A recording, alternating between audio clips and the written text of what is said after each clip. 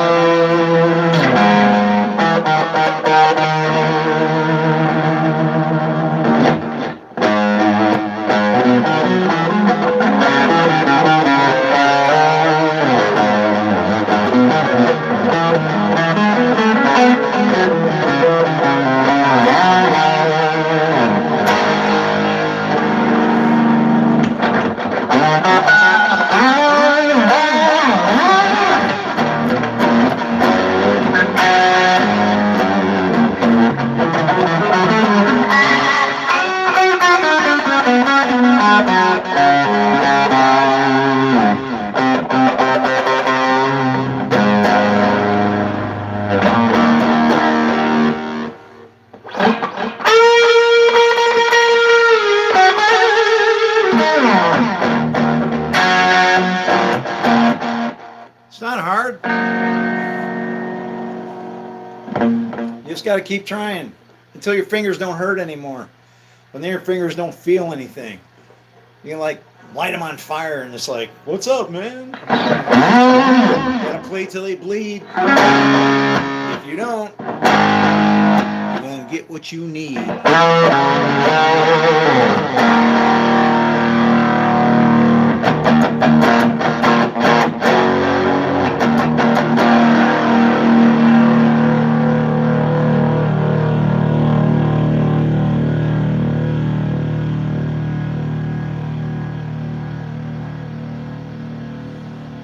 No idea what this is.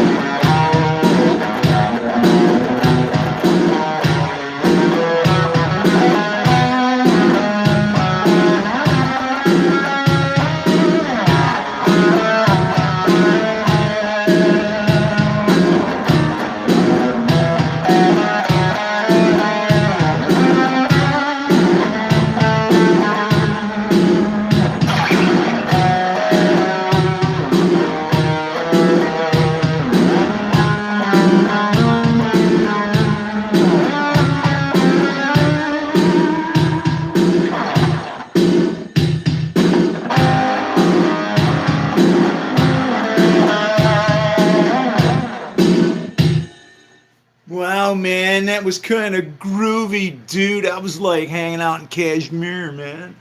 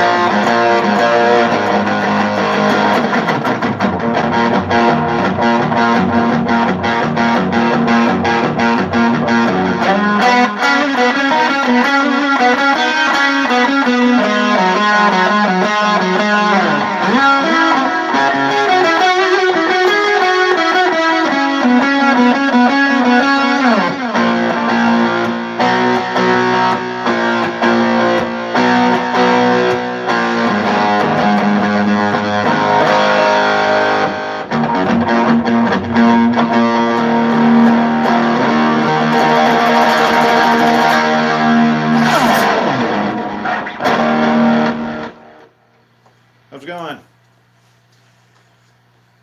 Yeah. All right. Wow. Ooh. Good. Man, my back. I'm getting too old for this bed. You know I need to put you down for a while. Might be the end. I'm just saying. I can't carry you on my shoulders no more. 'Cause I tell you, you done gone some weight, baby. Mm-hmm. It might be them boobies we bought you, hun, but I tell you what, we can't silly throw them away. What would the doggy do? Wow, wow, wow, wow. He said it with his guitar.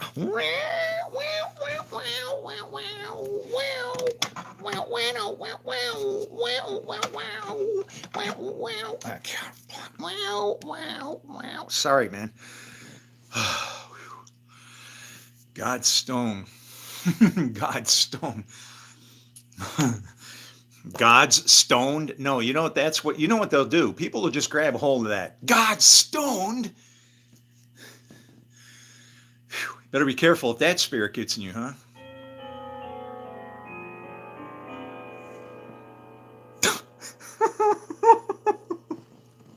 Yeah, I know. Woo!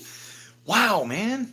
What is up? If you guys are on my channel all the time, it's like that clock just follows me around, ready to like insult me, prompt me, build me up. I like when it goes wah wah wah wah. It's just like at the right time, ain't it? Yeah, you don't want to be filled with that spirit, man. Now job applications today. I had to. This is kind of cool. You might find this interesting. Write this one down. Um, so God put it on my heart. I got to give out job applications to all the pastors and people around here, right? I have to apply for work. If I'm gonna say I can't have this supported and whatever, I got to go to my own in my own town and whatever. Well, guess what I figured out? If you know me, you know I grew up homeless from the age of 14, right? Well, guess what? Um,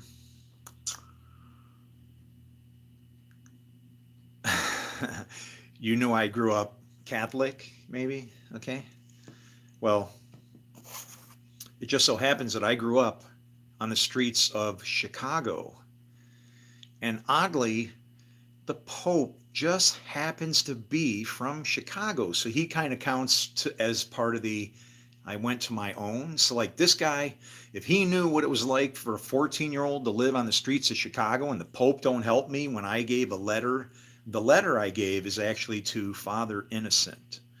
That's his name, Father Innocent. And I'm like, let's see how innocent he is. So I want to see what the Pope will do if one of his boys passes a letter to him saying, hey, there's a guy in Guyana that's calling himself a prophet. He's surrounded by miracles.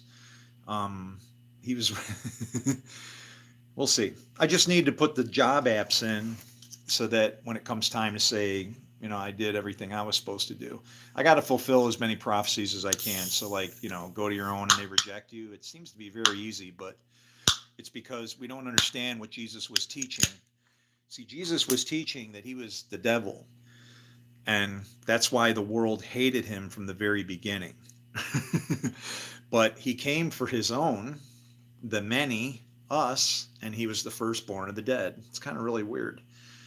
Um, Gospel message ain't flying so great from this location, is it? Yeah. But it's the only way to make everything work where there's not all these conflicts and you don't have to kill Jesus. Paul's thing is all, reconciled. Everything's fine, man. It's got to be what it is. That's why John says, he who was before me, remember how John said, because he said Jesus was better than him, right? So John would have been behind Jesus saying he was before me, but then guess what? Now he comes after me. That is how he became sin. Jesus literally humbled himself to something that he didn't have to teach. From a perspective is to say, I'm the son of God, but I have authority over evil spirits. And it's like, in honestly, we do too. That all that authority was given to us in Genesis. Like, do you realize you had authority over the John's to decrease? Yeah. Do you realize that it's, how the snake or Satan, whatever that thing is, whatever that is that's in Genesis that talks to Eve, right? That's told to go crawl on its belly. Do you realize that you you have authority over everything that creeps on its belly, right? Let man rule over this, that, whatever. We weren't told to rule over each other, but that's whatever that was, snake person was reduced to, was you're on your belly. And there you go.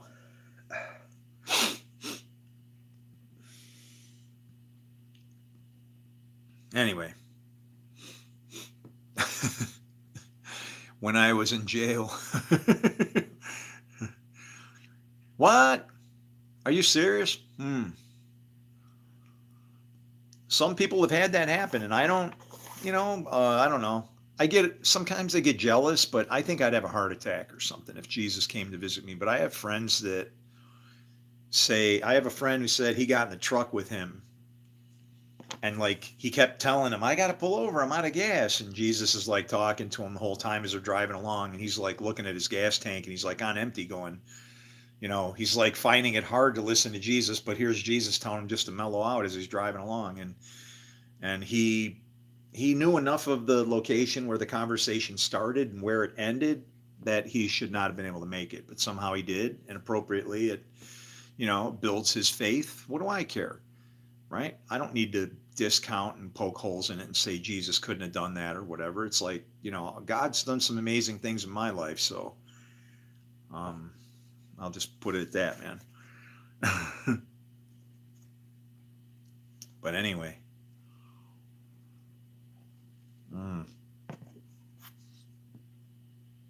So I just passed out nice job applications. And I say the church over here, they don't like me. Well, just so happens that one of the pastors was outside, right? And it's like, I can go on the public sidewalk, right? It's okay if I'm in front of the church. And it's like, so I walked up and I gave the guy, I'm not even gonna say his name, man. I was treated pretty poorly. And he had two little kids there, and I go, it's actually, it's like a chunk of a sermon. You might find it cool. You want to check it out? And he goes, no, it's all right. And he starts crumbling it up and sticking it in his pockets. I go, no, it's okay. I go, they'd like to hear it probably. It's good. And so there's nothing bad in there. It was like to show that I could preach, right? And I had to take it from a perspective of not going to YouTube to find some maniac, that is sick of all the problems in the world and can plug a bunch of holes really quickly, but nobody wants to. But if I gotta work, then it's gotta be preaching, and I can't find anything. So, where I might end up going? It's kind of funny. What happened to the prodigal son? Where did he go? He went to go feed the pigs. And that's what I'll end up doing. I'll be going down to Florida, where my family is, and they have a pig farm. So the Jew is going to have to go feed the pigs. Thanks, guys. So nice of you to give me work. I wonder how God would feel about that. Well, we're with God, pig feeder. I think it's hilarious.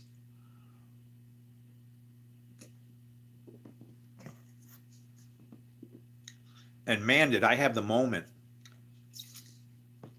See, my clocks all run at different speeds because they're wind-ups, right? Um, they don't run, like regular clocks anyway. So, but it was really weird because I got a couple clocks that run on time, but they're not set to any certain time. They just run whenever.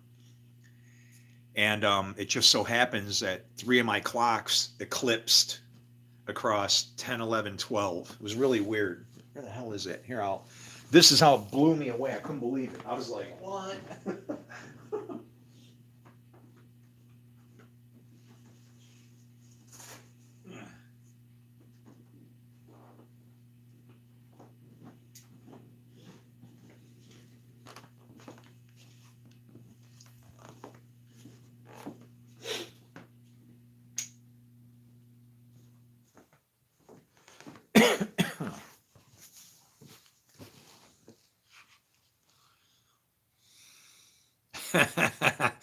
This is really funny, actually.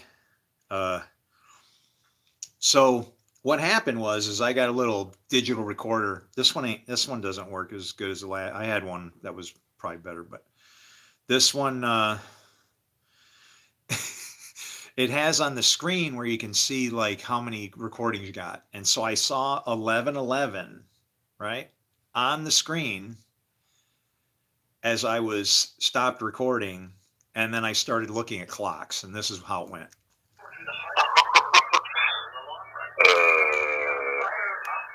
Yeah, it was pretty insightful too. That's why I jump on here when I do.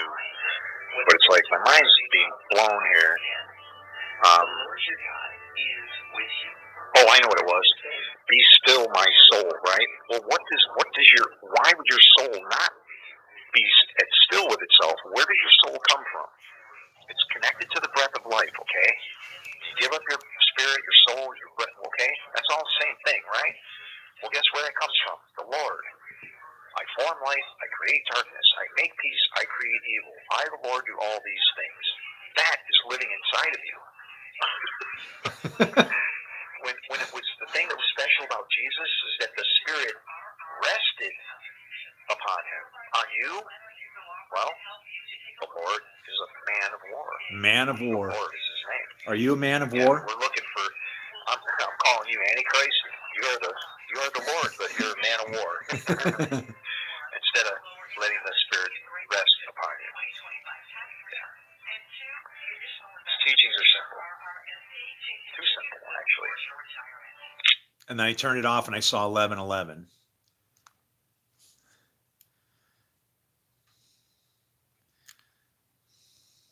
Jesus said to him, "Truly, I say to you, today you will be with me in paradise." And so you were already in paradise. This is earth on heaven. He was comforting the guy as he was getting his ass kicked. Nice.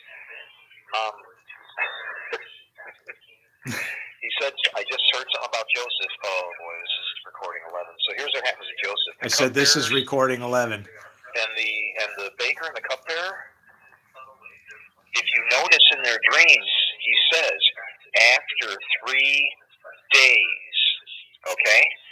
That's at least one piece of scripture where after 3 days somebody was raised from the dead. Yep. Those people were in prison and they were raised incorruptible. But because the Lord was interpreting that dream, it's like two different routes that person was taking. So what happened to the baker? Those who kindled the fire were consumed by it. What happened to the cupbearer? Everybody drinks from the cup. And that's why he was restored.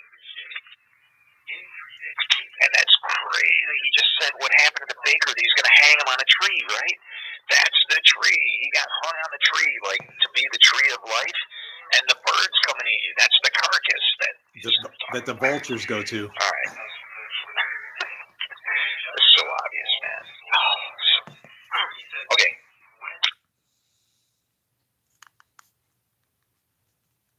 How come it didn't play? Oh, did it not record it? That was really weird. I just made recording 12. I just made 11. And when I looked at the screen, it was 11 of 11. So I thought 11, 11. And then I went downstairs and it was 11, 11. And holy shit, no way. Oh, it's 10, 11 up here. That's weird, man. What the hell? That clock says 12, 11. What? 11, 11, Wait 10, 11, and 12, No. 11. These don't do this in here. These are all set at different times. What? That one runs fast. That one runs on time. The one downstairs runs slow. Oh, all right. Man, I forgot what the hell I was going to say now. I'm like, what? Man. Yeah, it's like weird when things start like syncing up, right? But yeah, man, I was treated pretty poorly this afternoon. So, and he started saying shit like, there's kids here. And it's like, what the hell's that got to do with anything? We're also standing on a public street, dude. It's like, yeah, of course there's kids here. I mean, and then what I felt like saying? I felt like saying, well, actually I thought I saw two men and a baby.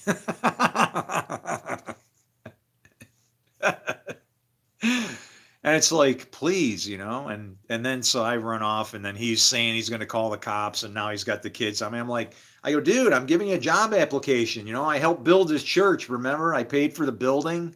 See you later. And you know what? If they call me a liar, I know right where I got to go, and I'll rip the wall down and show them in the plaster where my name is written in the wood that they put the thing out. Yeah, because when we built it, they're just going to put plaster over it anyway, the drywall, so you could write on the studs. And I wrote some good stuff in there. I put my heart into it, because it was kind of like, my words are even in the bones of the building, right? And yeah, it's like to get treated like that, man. It's just ridiculous. So, so I don't know what God's going to do, but I've gone to every church and left applications, almost all of them, and with the Catholic Church. And it's like, I have a history at the Catholic Church. Okay, I'm one of them kids that got mistreated, and so there you go. And I left, and I gave a job application to the priest over there to give to the Pope, because the Pope is actually from my neighborhood in Chicago. So we'll see if the Pope is willing to help one of his own. Maybe he's hiding what I'm trying to expose. Anybody ever think of that? That'd be pretty bad, huh?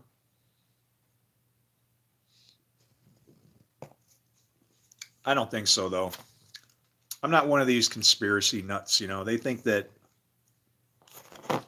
there's like hidden things in the Vatican, whatever. It's like, who cares, man? It's like, I don't care if that place even existed anymore.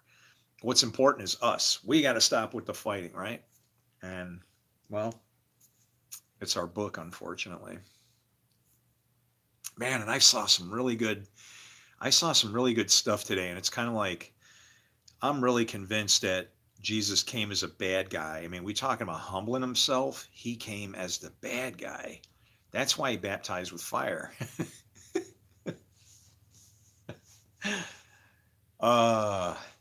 Forked tongues of fire. It's all kind of making sense now, ain't it? Jesus really humbled himself. Talk about humbling yourself, man. The whole saved by grace motif, right?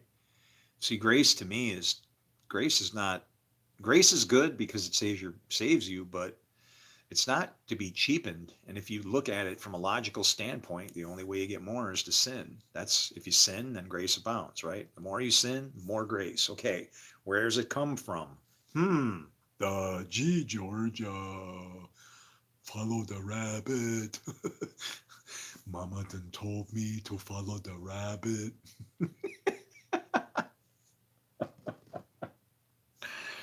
Do you remember the buzzard? That's like a really old cartoon, man.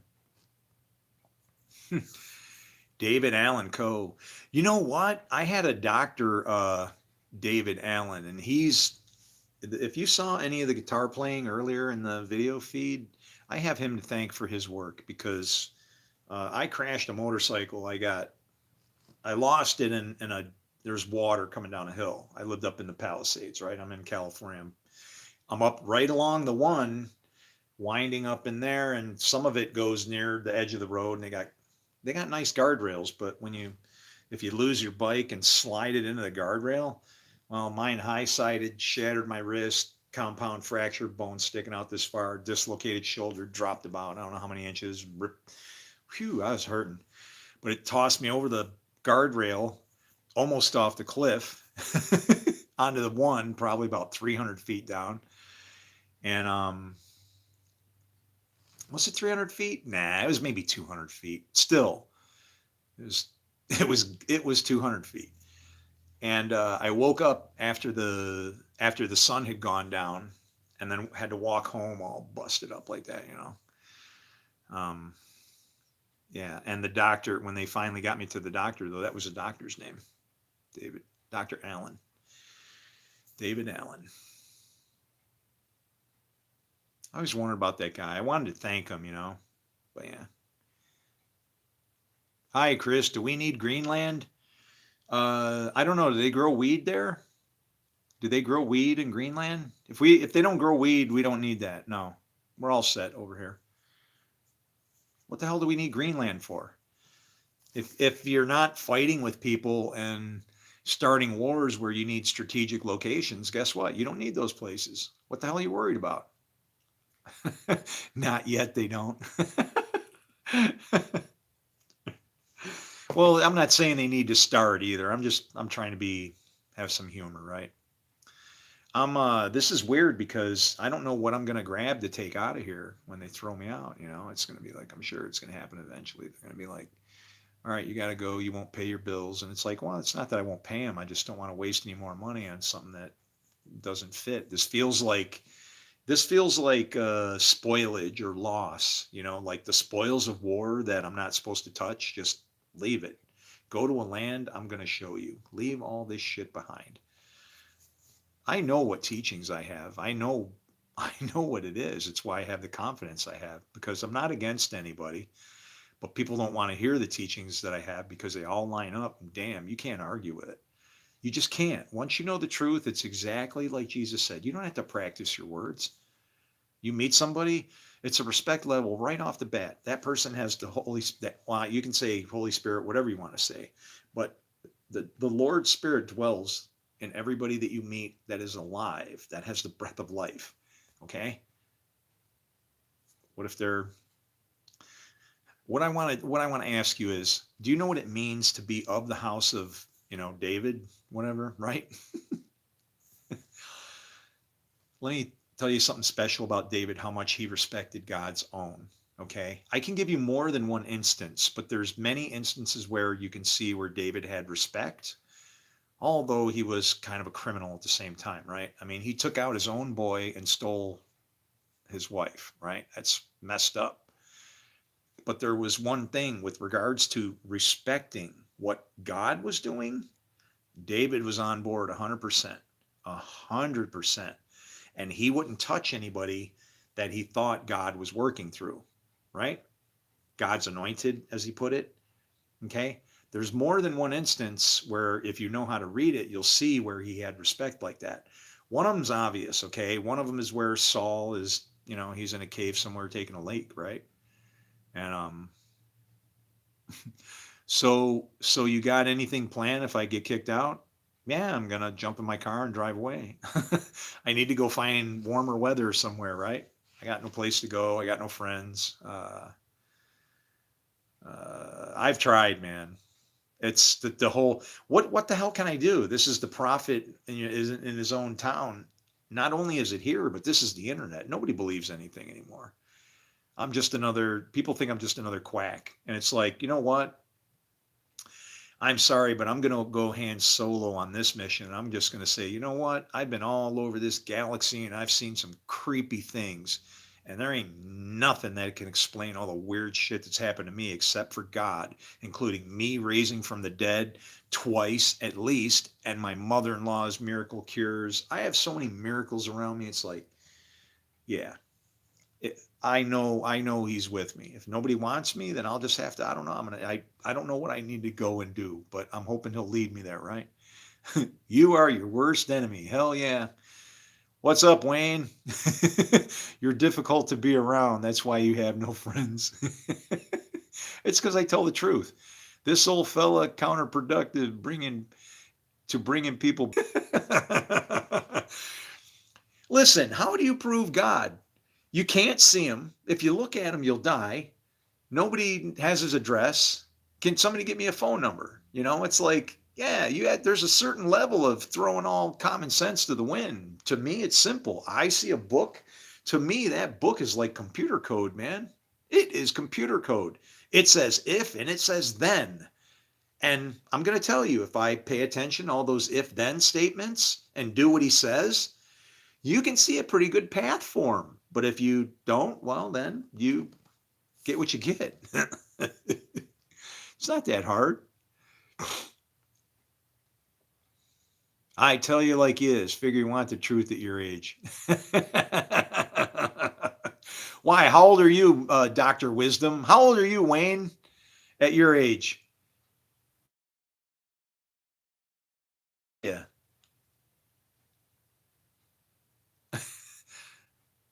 I'm rambling. You're the one posting check after check after check. You're rambling too because I'm not watching it. But what is it? Tell me. How old are you, Wayne?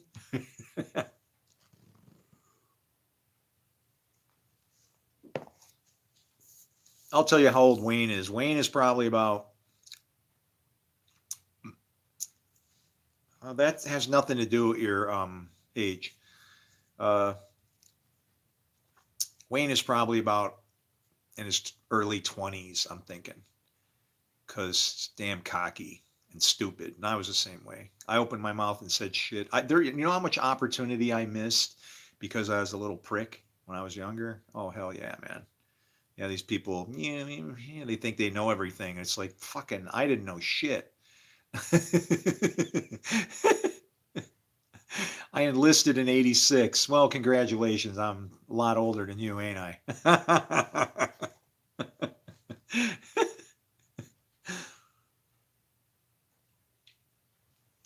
How was the Corps in 86? Was that Don't Ask, Don't Tell? Was that during the Don't Ask, Don't Tell era? What kind of Marines did you have?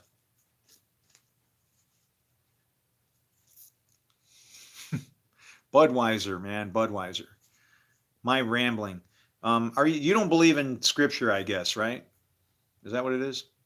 I'm drinking some Hurricane. Holy shit, what is that? Are you in a hurricane?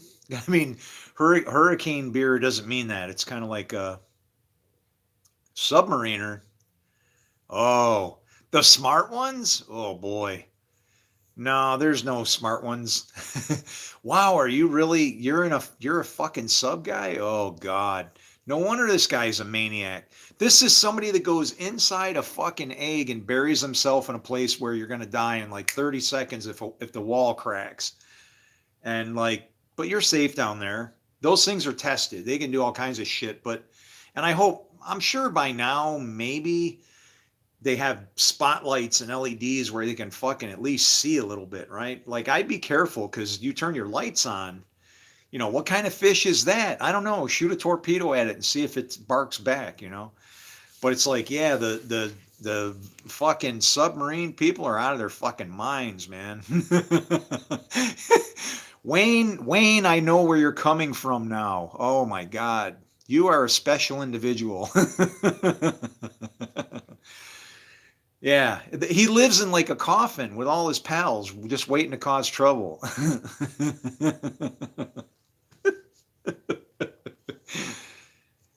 Shit, man. When was the last time I shaved? Actually, it's the last time I took a bath.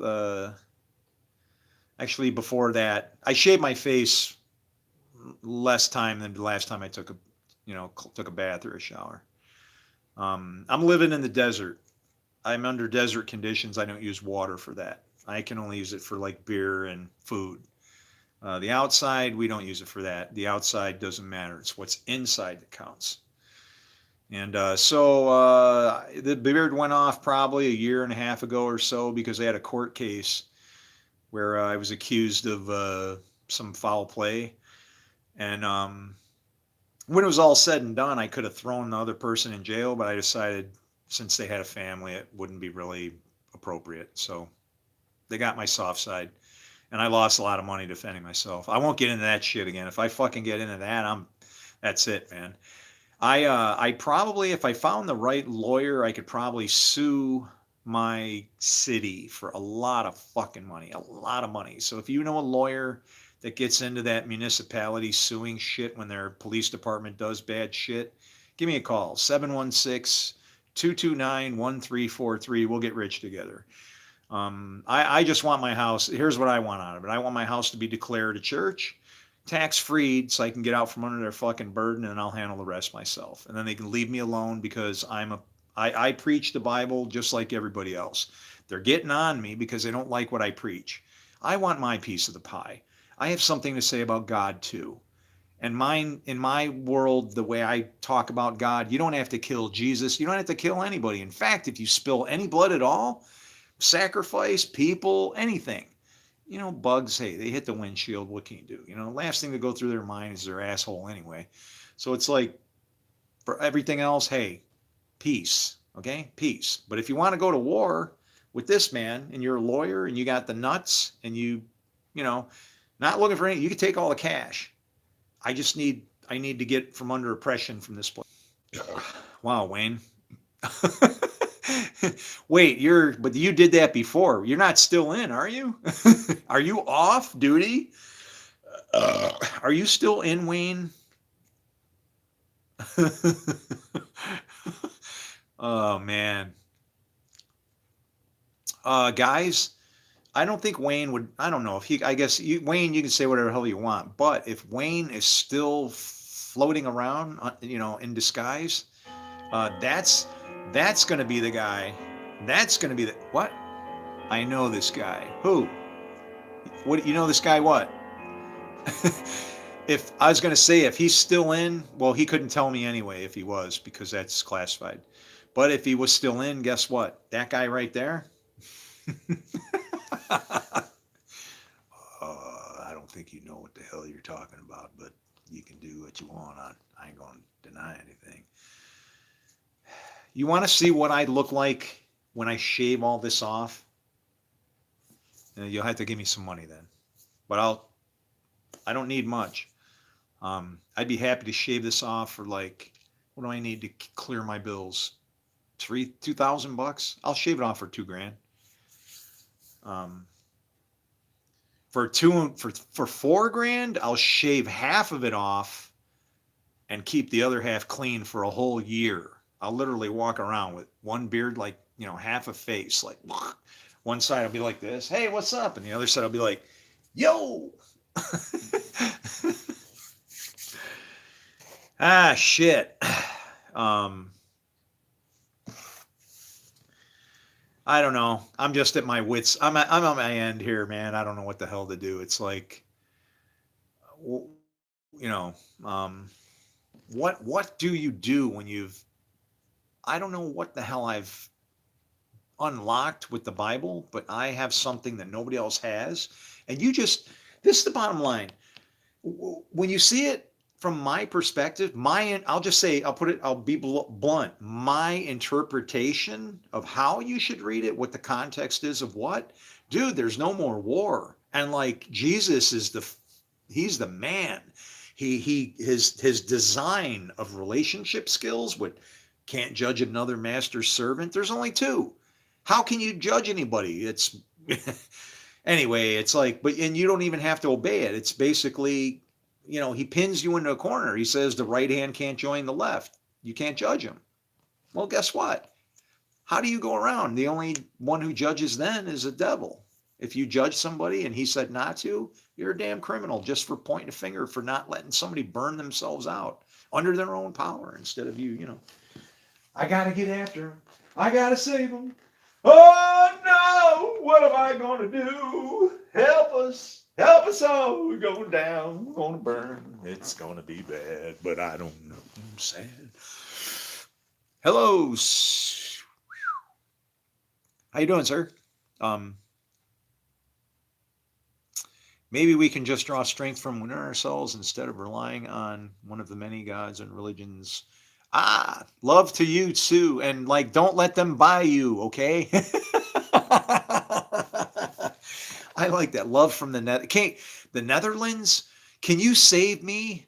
Can you save me from this place? Don't you gotta like sponsor me or some shit to get me out of here? Dude, I'll fucking pay you. Get me away from these nuts. I agree with you 100%. It's what it is. When I talk about gods, they don't understand the teachings of Jesus. If they did, listen, this is the crazy thing. You ready? Who is that? Below Deck Press. All right, now watch this. Do you realize that as per what Jesus said, and this is fact, you are a god? Because he said he was defending himself because he was calling himself a son of God, right? And I'm not, well, just this little, this is for misunderstanding. I'm not trying to convert you. You're all good. You showed me love and invited me to the, yeah, just if you read it in the right way, but it's like we have this aversion in the world of, saying that we shouldn't be complacent and we have to take charge of our own game. And that's what he basically did. He said, God of all gods, which means I'm responsible to that God because he's made me a little God or something, however you want to think about it. But I don't know. It only feels like judgment when it's true. Nah, it only feels like judgment when it hurts would be a better way to put it. I like judgment. I would rather have somebody pay me what the hell I deserve. I don't want to run around. What the hell is that? You're like some entitled piece of shit with a silver spoon in your mouth or something if somebody's coddling you along. If you're a screw up, you need to get your ass kicked. Where are your parents? Do you need a I'll adopt you. I'm not good at beating people up. I can't help it. It only hurts when it's true. Me, I'm very old. Very old.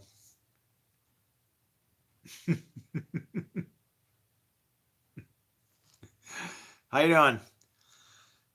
I like some of these names, man. They just crack me up. It's like, somebody picking names like that, they just got to be a character. So it's here's to you. Hold on.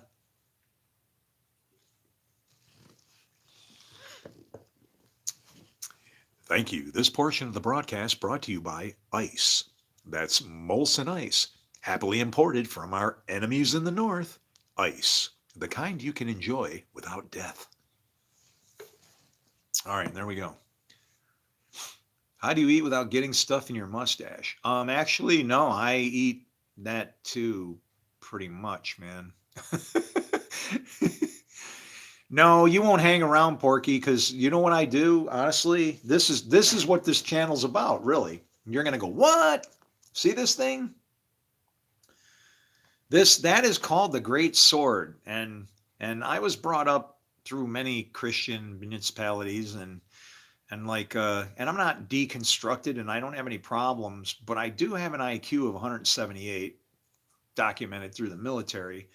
And I have found a major little problem with interpretation that pretty much makes me look like the Antichrist, because if you think I'm the bad guy, then yeah, I'm the Antichrist. If you think I'm the good guy, like a lot of people on the channel think, well, then I'm the Messiah. So all it is I don't take perspective of judging, and I understand how, I'm not giving you Bible lessons because I'm not feeling it. I'm not feeling it. But yeah, hey, everybody's got to live. Have you ever, let's put it this way. Have you ever heard of, for instance, fine line between genius and insanity? Oh yeah. I think insanity is when you think you can change other people. You can be as smart as you want, but as soon as your love causes you to try to change people like Wayne, forget about it. Wayne is one of them people that is comfortable with getting inside of a submarine and lurking around underwater, waiting to shoot missiles at people. That's dedication, but I couldn't do it, man. I couldn't sit in the dark wondering what the hell's going on there and then just have somebody say, hey, fire them. And it's like, not in today's world, because they might be able to send you video. And how the hell are you going to tell in a submarine if that shit's real or not? Some dumb fucking hacker is going to grab a hold of something and be dying of cancer and just decide to fucking light off World War III just for the nothing. And it's going to be fucking sad because we're all a bunch of idiots out here. We're fucking stupid ass idiots killing each other over a book that started a war on the other side of the planet. And I can prove how and why it's a good thing. Isn't that weird? I don't want the war to happen, but this, what I'm going to uncover is how 2,000 years of foolishness, at least, because this is nothing but it's a sword or a shovel. You respect it or you destroy each other with it. You sit in the dark now, my friend. Oh, in loneliness. No. I went out today. I met a lot of people. I hooked up with my buddy John. I'm actually, you want to know who's trying to give me a place to live, Wayne? This guy's into black magic and all kinds of shit. His father was in the or some shit. He's got some crazy, he renamed himself because he didn't want to be that. And I'm going, no, the name you get is the reason why you get your name. And he's like, he goes, why do you call me John? And I said, because you're more than a prophet. You see God, but you also know this other side. Okay.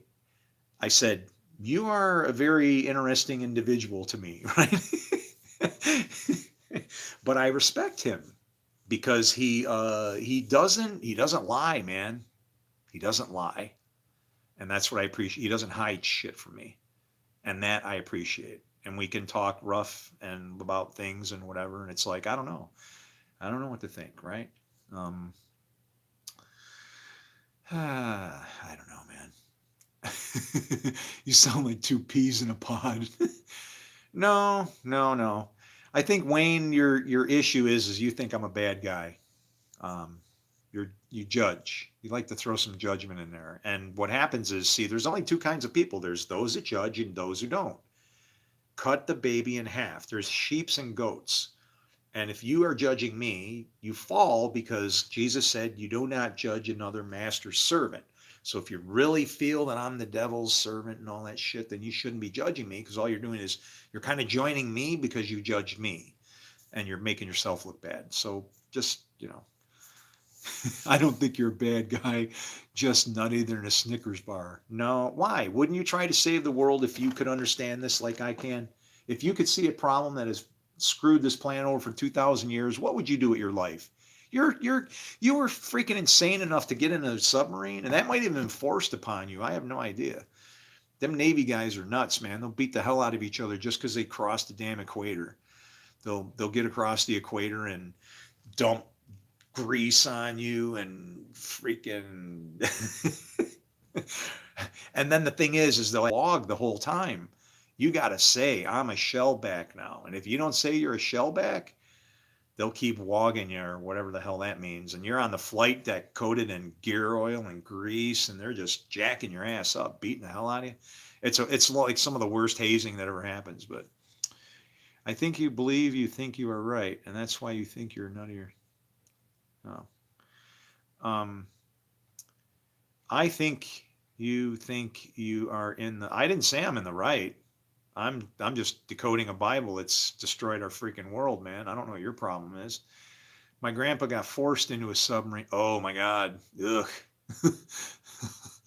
I'm sorry. I hope he wasn't like claustrophobic or so. I couldn't imagine it. Just, there's too much disconnect from the world. Like even in war, if I got called into war right now, I'm sorry, man. I've seen it does no good. I'm old enough to realize war accomplishes nothing but make jobs for construction companies and a lot of dead bodies and a lot of hate that carries on through families, right? That's about all that happens in war. Nothing. More waste of freaking money. So I'm not going to waste my body on war. If you want me to go to war, I only need one bullet right for here.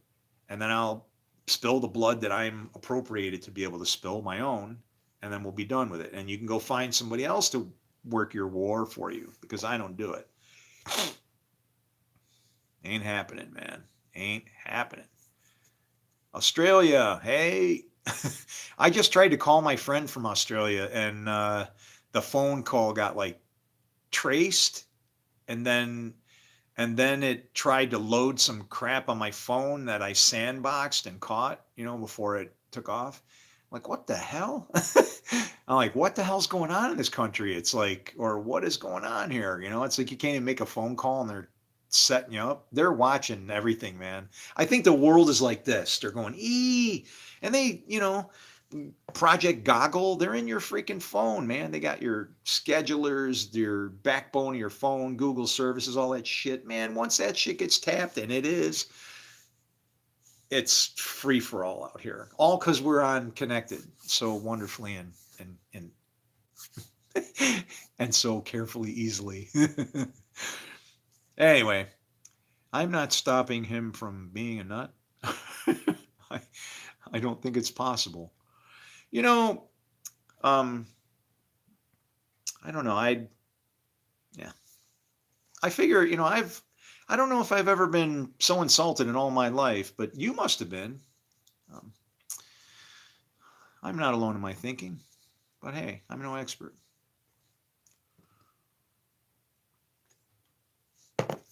And how old are you? And you're no expert by now? Don't listen to anything he says. He just confessed his lack of confidence in the things he says. Um, and he's not alone in his thinking, which means he's probably, one of them people who hears voices. Long range acoustic weapons. I used to like that. And when did I make that thing? Well, what I figured out was that when light creates a frequency, right? And sound vibrates fast enough where you can't see it. So what you can do is when the sun is setting, maybe I'm not supposed to tell you this. This is pretty cool, dude, but I've heard a lot of things that maybe people didn't think I could hear. You ready?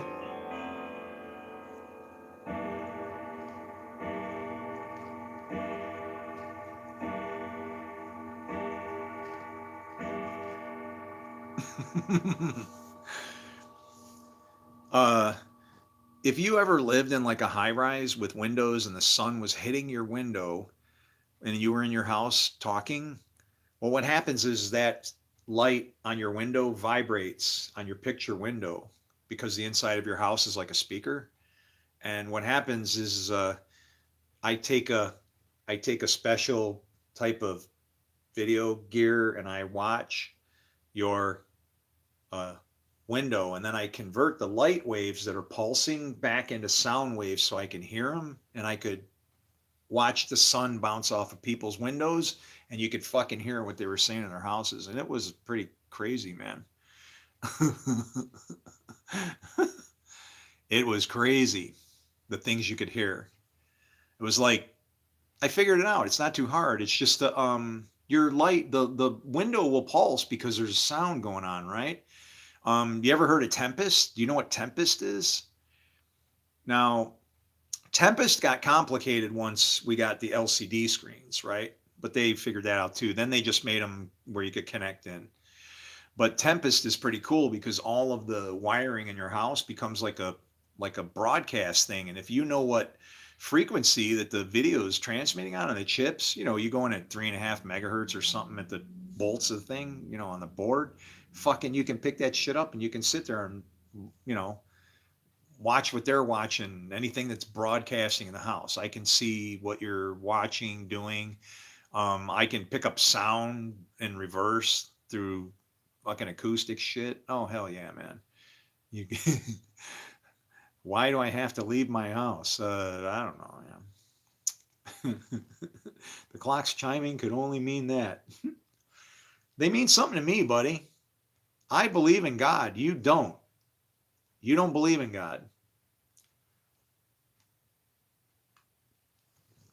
Do you believe in the God? Do you believe in God, Wayne?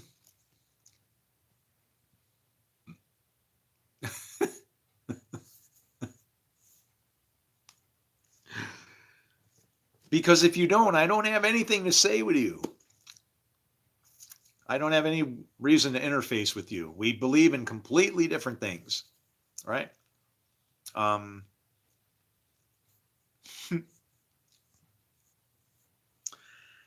It's simple, you know, it's like government agent. I mean, let's be honest with each other. If you were a government agency and you had to run a country, what is your worst enemy? It's all the people within you. It's Egypt, right?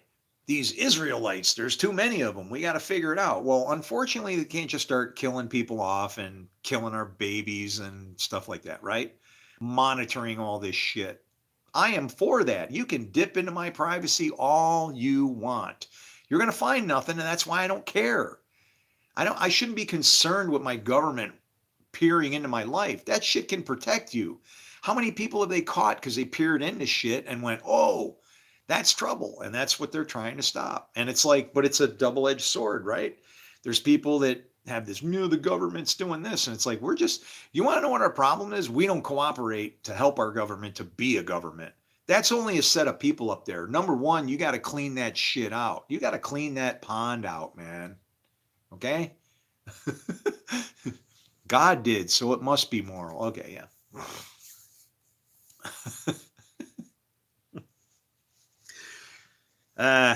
Wayne's a gaslighter. Man. Yeah, dude. I don't know. How you could do that, I have no idea. But anyway. Message held for review. Who's talking? I don't know. Just some asshole.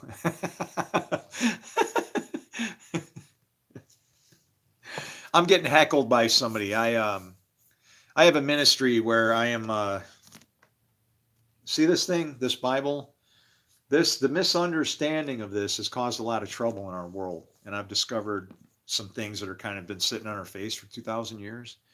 And I'm no Bible scholar. I haven't studied. That's probably why I can see it, because I haven't been brainwashed by going, Aquinas said, Piper said, this guy said. I don't care what they said. Look at the freaking world. Is that thing working or for us or against us, right? And that's exactly what it boils down to. And so my ministry is I'm trying to expose that. If you know any pastors or theologians that want to help out, it'd be great. I have solved what's called the gap. The gap is a problem in Genesis, where the wording in the Hebrew says that the earth is destroyed after the earth is made, right, or created. It literally says, in the beginning, God created the heavens and the earth. Now the earth is destroyed. That's how it reads in the Hebrew. And so they feel something's going on in between there that, we don't not aware of. And it's not the case. What you're seeing is he did create the earth, but creating the things that are created, as per Isaiah 45:7, are darkness and evil. So what was the state of the world after he created? Darkness, formlessness, void, basically evil. Okay? And then he makes it as light. So when you read the Bible, what you're seeing is the end of the last time and then the beginning of the next time. Okay? And if you read it in any other way and don't put it in the context that you, as per Jesus, are a God, believe it or not. He said it. And so when you read it in that context and many other, just a few other adjustments, it all unravels like the damn Matrix. It's like, I feel like some spiritual Neo with heaven falling out of the sky but I'm just going, oh my God, all the stars are falling from heaven. This is like awful, because it's a very old, how would you like to discover a problem that has destroyed the world for 2,000 years? And you got to really give people some bad news after the good news. And it's like, I'm sorry, but I'm just reading scripture and going on what Jesus said. And he said, any time will do. And that is very important, because how much any time has gone by while we've been taking people apart. No, it's not in the book of Enoch, but oddly, are you familiar with the book of Enoch? Do you know where the ram You are right. This world does belong to the devil, and we are the devils. Jesus was the first one to make it out. He's the firstborn of the dead. How does that make you feel about yourself? But I'll give you comfort. I'll give you comfort. Though you are evil, you do know how to give good gifts to your children, right? See, Jesus' teaching was so on the edge to put us in our place that people wanted to deny it, right? I'm sorry if Jesus called me evil, but I still know how to give. You gotta, and as soon as you think that you're better than you are, I'm saved and whatever, it puts you in a position for some entitlements under God's name that cause you to be a destroyer instead of somebody helping people out. But there you go. I'll use my brain over the Bible. Amen. Who do you think gave you your brain? And I'm friends with you regardless of what you say, because I know however you breathe, according to this book, you and I, we breathe the same air. It's called the breath of life. So I can't have anything against you. You're my brother. I don't judge you. If you got bad problems going on in your life, I guess you made some bad decisions, and the God I serve will punish you for them appropriately. Or maybe not. Maybe they don't mean shit and he don't care. He's like, generally he's a good guy. Let it fly. I think it's okay. The things he's doing are only harming himself. What do I care? Let him bruise himself. Let him beat himself up. I don't care. That's our God. Not I got to be perfect and I don't make it. And my own mother shot garbage out into the freaking world from a defunct womb and I needed to be repaired. And where was I supposed to go for repair? A bunch of murderers and devils that like to point fingers, judgment at people. Yeah, no, there was no hope for me to figure it out that way, was there? So I don't know, man. The holy sword is the word. Yeah, and guess what? You give it to the wrong person, that's the person with the great sword that takes peace from the earth. So it's like there's a peaceful way through this thing, right? God made me rational. Well, there you go.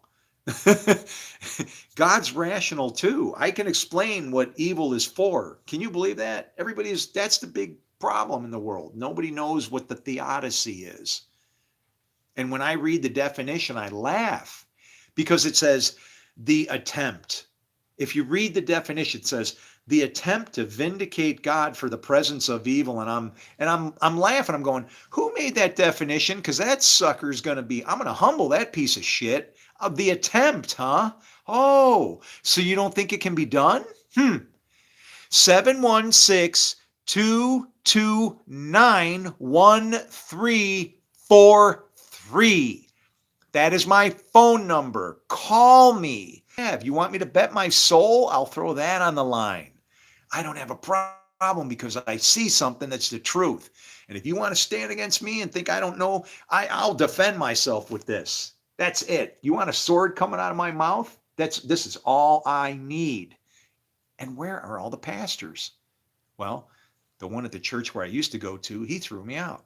And I helped build the damn building. You know what's hilarious? The guy's name is Simon Peter. The irony is just crushing me here. I can't take it. Oh, Wayne, go away. Here.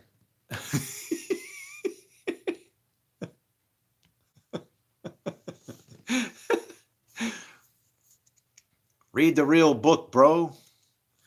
I am reading the real book. If I could read the scrolls, I would, but I don't need to. That's Jesus and his beautiful works on the cross. No, you're not. No, you're not flawed. You're not flawed, and you're wrong with the cross because I'm Jewish. We don't get to kill our Messiah. That's a wrong thing to do. But that's what they did. They killed the Messiah. Jesus was a Messiah. But his work on the cross should have never happened. Okay? That was a mistake. You want to know as a Jew? Here, I'll show you how this works as a Jew. You know how Jesus said, pick up your cross and follow me? I'll show you how a Jew sees that. You ready? Hold on. I got to draw something, okay? Here. This is how a Jew says, pick up your cross and follow me.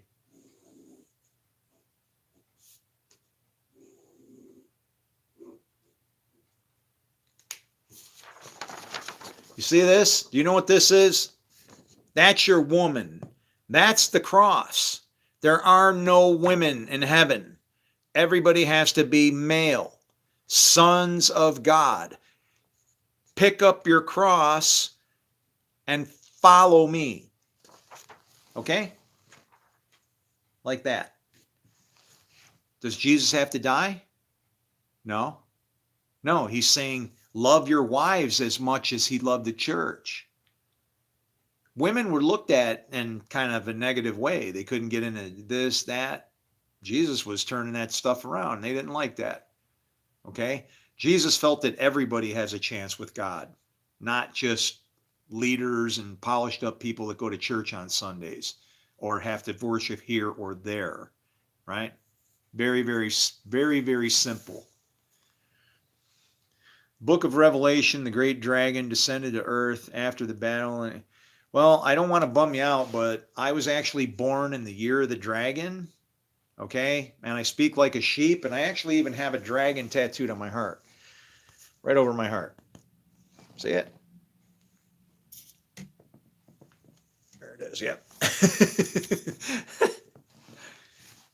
The bad guy, Jesus was the bad guy. He came as the bad guy for us and the good guy. He came as both. The Lord can do all things. Lord, do all these things.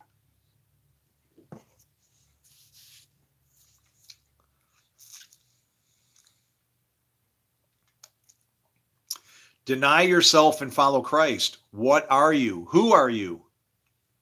That's a good thing to say. It is deny yourself and follow Christ. But what are you? Remember his bride that he's looking for? What if I told you that all the people that the devil has are all women, defiling yourself with women? Remember the devil waits for a female child? How would you feel if I told you that you were in hell right now? We're the fallen world. We're in hell. Our father is the devil, and we need to be reborn and serve God. Hell is not underneath this world.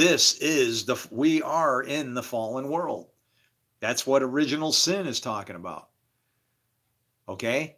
You're in the lake of fire. I'm sorry it's not as exciting as you planned it would be, but you still are refined here. Everything it is that you do, you're going to be judged for this. We're being judged right now. Wait, what? If Christ is bad, why? No. Christ is not bad. Christ is the Lord. The Lord does all things. Do you remember how John said that he who was before me now comes behind me? Who comes behind us? Satan, right? Jesus humbled himself to that level. Even though he was God's son, God's own son, he humbled himself to being like teaching us from the devil's perspective. And see, the devil is not supposed to be saved. The devil is supposed to be wiped out and destroyed, right? Because of what he did bad. And because Jesus took that role when he left, when his spirit from his body left, that's why he said, "Why have you forsaken me?" That's what the devil's going to say on his final day. God, why have you forsaken me?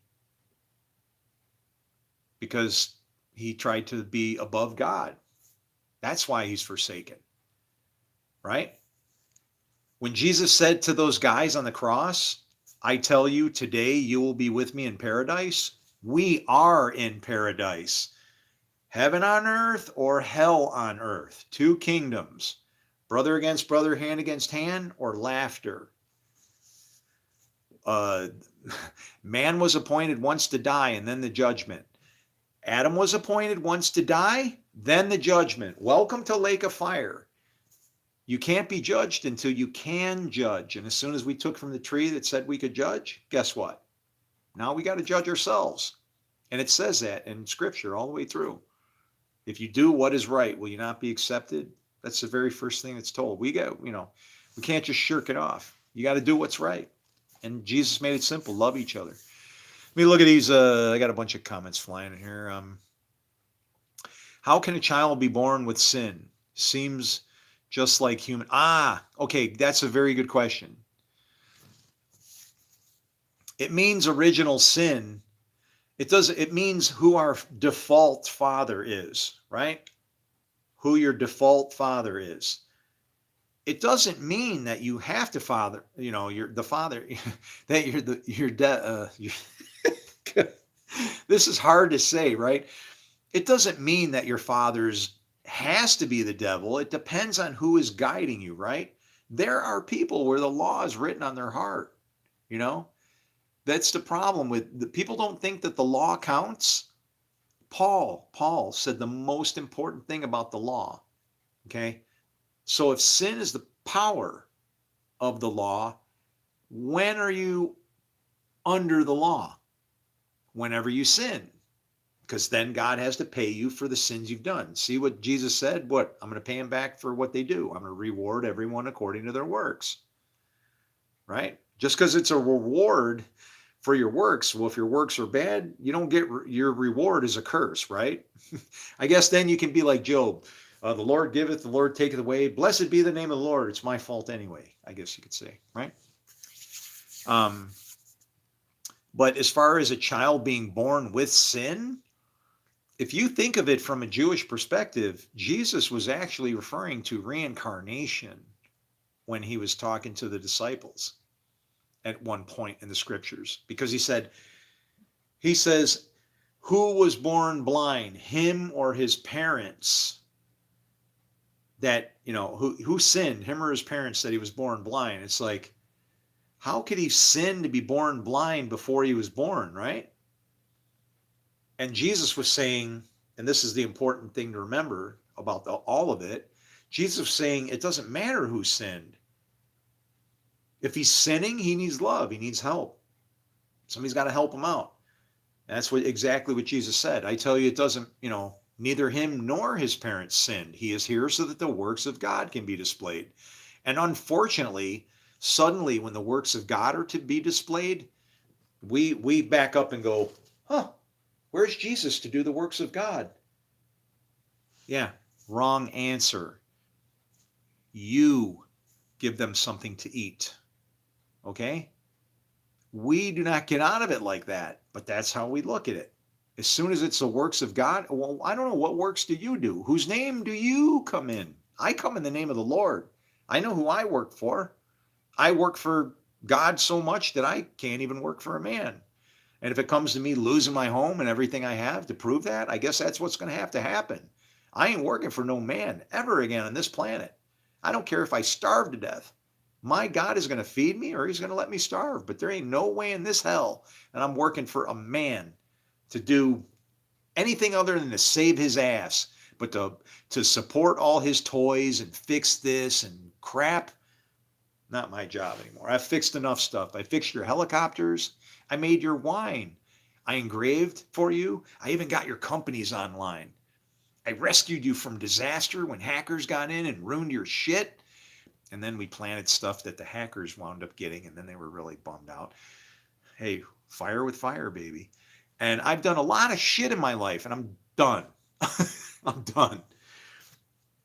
It's time to relax. One beer stands clear, Miller beer. If you've got the time, I've got the beer. One can, we'll have to share it. I'm so glad to see someone talking about the gospel, everyone on YouTube trying to turn our brothers and sisters away. Everybody is a brother and sister. I cannot, Marty Robbins. Who's Marty Robbins? I don't know that name. You know who I like is who's the only this is funny because I can prove there's no racial issues in my game.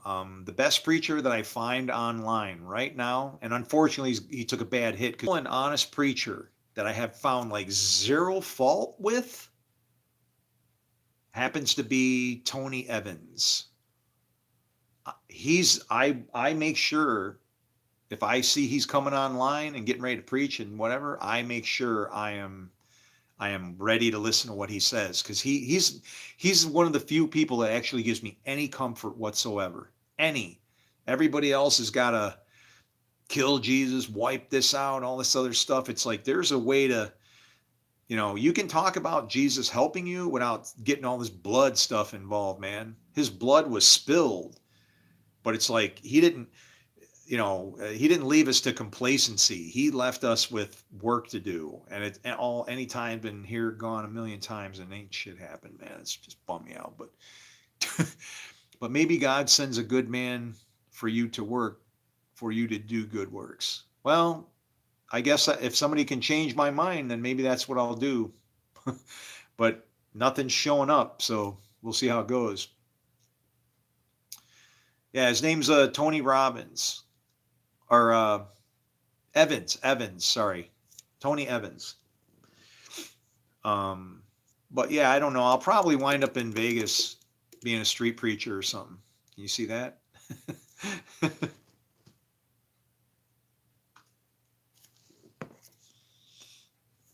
I don't know. Can they have street preachers in Vegas anymore? Vegas is like Sin City, so that they let everything go. So can you have preachers on the street, or are they getting down on people now? Like, you can't talk about God. I do not believe God is all knowing. Wait. Okay, hold on. See, think about what you just said. You know that when you say all knowing, I want to teach you something. This is going to change you. You're going to see something. You can't unsee this. So if you're negative about God, this is going to open up a thing to make you think a little bit, okay? So watch this. When you say all knowing, and I don't mean this in a bad way, I'm just pointing this out, you believe that what it means is God knows everything, like it's all packed in his head, right? If he had a head, right? It's all just jammed up here, all knowing. That isn't what it means. Did my voice just crack? Holy shit. Watch this. When a man knows a woman, what happens? She has a kid, right? I got to use the Bible so you can understand what that word means, and why all knowing is not what people think it means.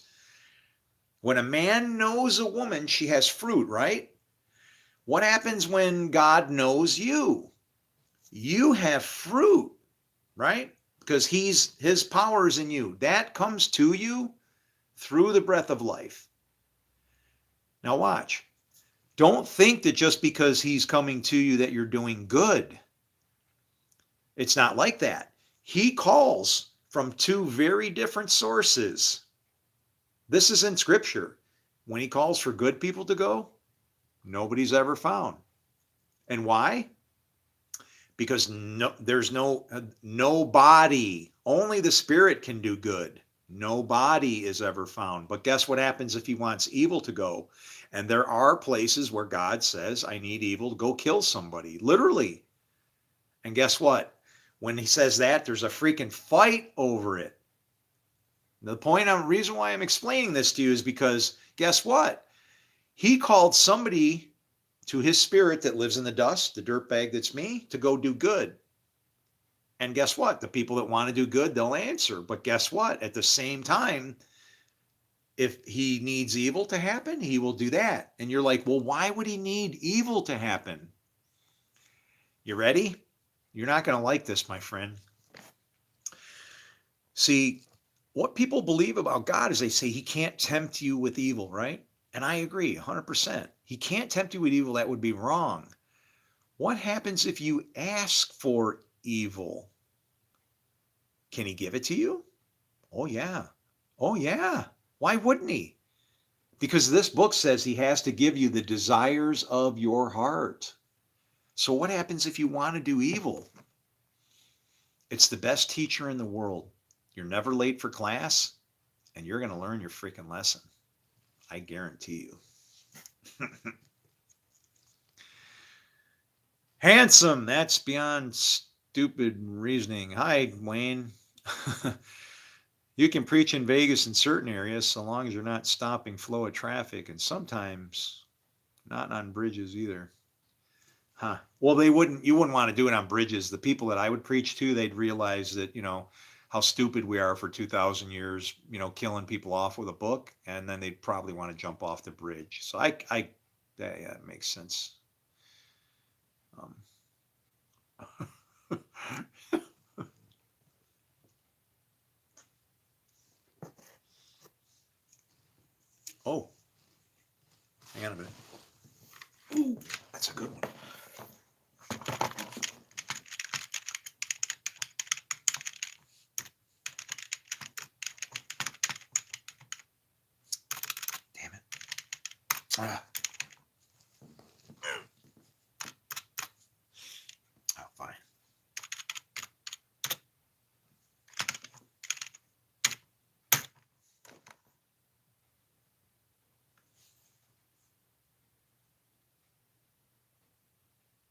Oh,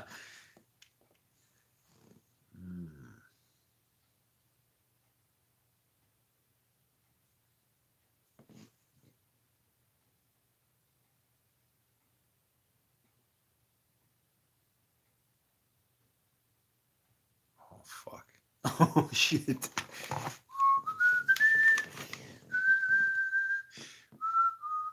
I'm going to go wash my hands now. Woo! You fucking hacker people are fucking brave. Damn. Or stupid. You can preach in Vegas as long as, what is this? So the bottom line is God created evil. This is in Isaiah 45:7, okay? I form light, I create darkness. I make peace, I create evil. I, the Lord, do all these things. On the first Sabbath, what did the Lord rest from? All he made and created. What was made? Peace. What was created? Evil. He rested from that. All he made, we can enjoy. What happens if we want evil? If we need to know, remember how I said he's all knowing? What happens if we need to know evil? He's got to create some. And so then the Sabbath rest breaks. But this is the beauty. When you can understand this, when you can understand that God is like, I mean, that's the best way I can analogize it, right? Puppets, right? He's got good puppets that'll be obedient. They follow the staff. I got bad puppets that'll do this. If he's really in control of everything, you just need to teach these the ungodly people for their ungodly deeds and their ungodly ways and that's the reprobates and all the shit that Enoch's talking about. But they're still being judged by what? Angels. The angels are kind of what deliver his for your deeds. You're going to get hammered for whatever it is you do. And so literally it's a sheep and a goat scenario. It's like if somebody doesn't believe in God, just get them over here. But the thing is the voice of many waters. When you understand what Jesus was teaching, and I do, there's absolutely no valid, godly, acceptable reason for there to be a problem between the three ribs that are in the bear's mouth: Judaism, Christianity, and Islam. No. The problem is you got to solve Paul's riddle and stop Jesus from being killed. And Christianity don't like that. Because guess what? Oh, he did die for you, but he didn't die so you can go freaking jack it up all with, grace gets cheapened very big time and it's not good. But the thing where it talks about amazing grace, you want to know what's so amazing about grace? It can never end. Because how do you make it? When you sin, grace comes. If you sin a lot, grace abounds. How do you get grace? You sin. Okay, what is it basically telling you? God is allowing you to sin so that he can give you a whack and get you in line and whatever. You shouldn't cheapen it, but that was what Jesus was teaching. This oppressive, you got to be perfect bullshit. That ain't Jewish at all, man. I'm a Jew. Okay, I'm Israel because I know God wins. God prevails. It ain't no wrestling match with God. No. Go ahead and fight with God. I think I'm certain he's going to win. I love Jesus. Hare Krishna. Oh, I don't know. If they're singing and dancing, hey, that's good enough for me. I think that's proper, right? The freedom he gave allowed people to choose to create their own evil. Well, he had to enable us with that, right? It's actually a part of what we get when you get the breath of life, your spirit from the Lord. What gives you? I mean, I don't know how you feel. Me, I'm just a pile of dust. That's how I look at myself. What makes me alive? The only reason I live and move and have my being is because the Lord is in me. Right? The Lord is in me. His spirit is in me. I'm not bragging. I'm not saying it's special. It doesn't mean I'm filled with the Spirit. So are you. You're filled with the same breath of life that I am. Whether or not you are serving God it's not that easy. You don't have good teachers out there. Where's your faith at? Where's your hope? Why do you think all the churches are empty? And why, if you want to know why they're empty, it's because you don't go around picking on people that don't know if they're male or female, or a cat or a dog or whatever. Don't think that somebody's just trying to take advantage of things. You calling yourself a Christian? Do you know what happens when a spirit comes through? A spirit that says no male or female in heaven, and our heaven is supposed to be right here. That's what passed through here.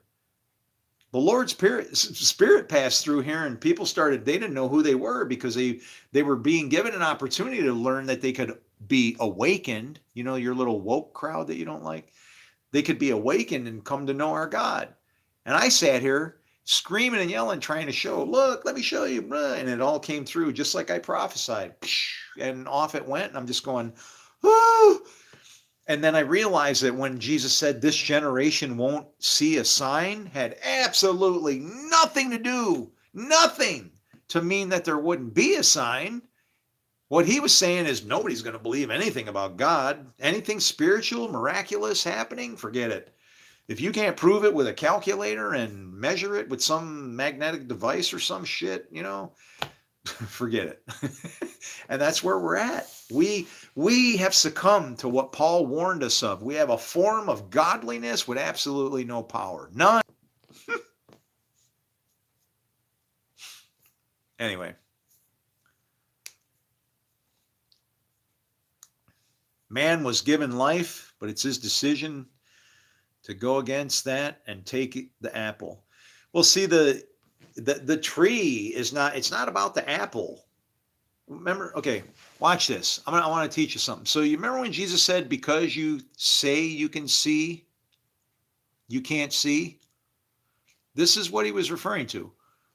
When could we see, quote unquote, see? When could we see? After we took from the tree, right? Well, after we took from the tree, it said, now we know good and evil. Do we really know what good and evil is? What it's for?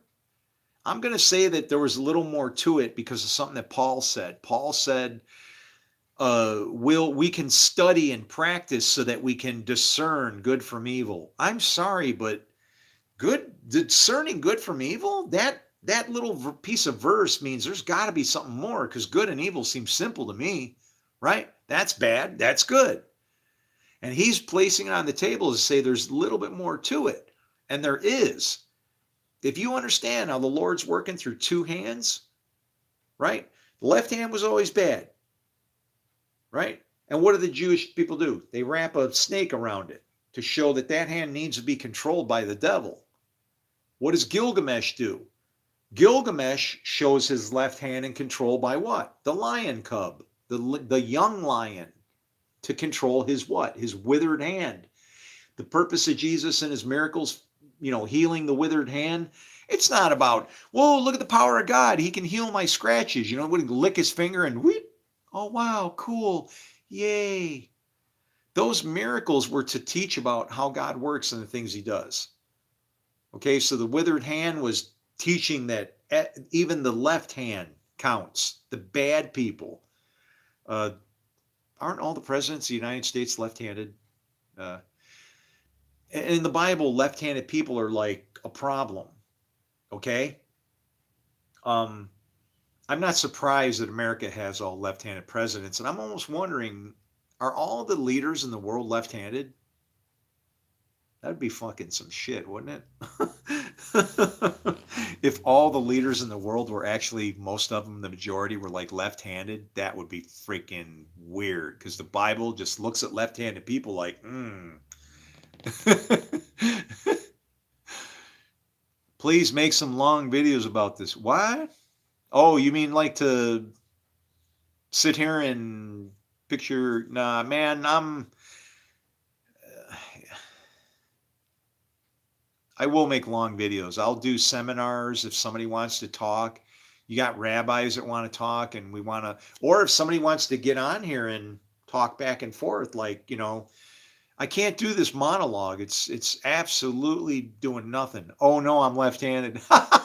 No, no, no. See, but look at you're telling me, you're supporting me. So I would say you're a good left-handed guy. Maybe we should get you to run the place. Oh, look at, I got two.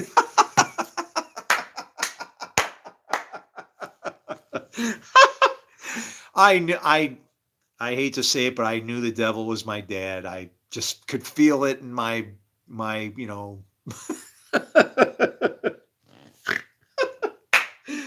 Oh boy, you guys are kidding me. I got, no, don't poke your eye out. Stop it. Just, you'll be okay, man. I'm left-handed. Me too. Oh no. The world's going to end. Oh boy. But really, if I want to think about it, I mean, you might go ahead and laugh. Go ahead and laugh at me. But think about it.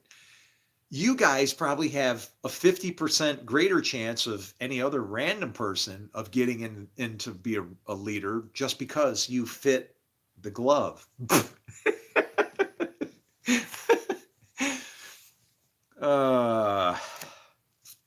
I got scissors.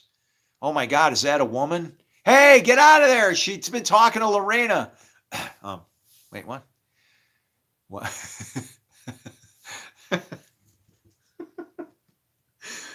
Oh man. Hey guys, I gotta go take a break for a minute, okay? I'm gonna go, I need to go dump water.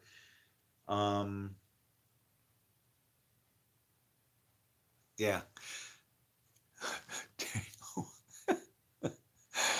Nothing new to me. No. Oh, you mean what? People picking on you, or yeah.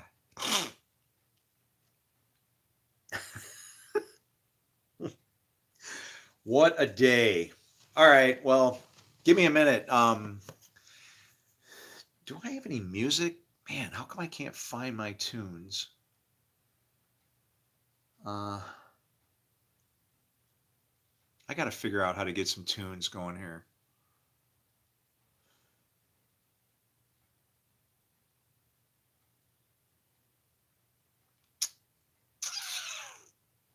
Somehow. Hey, God bless you all too. So, hey, we're like an hour and 41 minutes in, but I am Chris Masante. I go by White Rabbit, the Rabid Rabbi.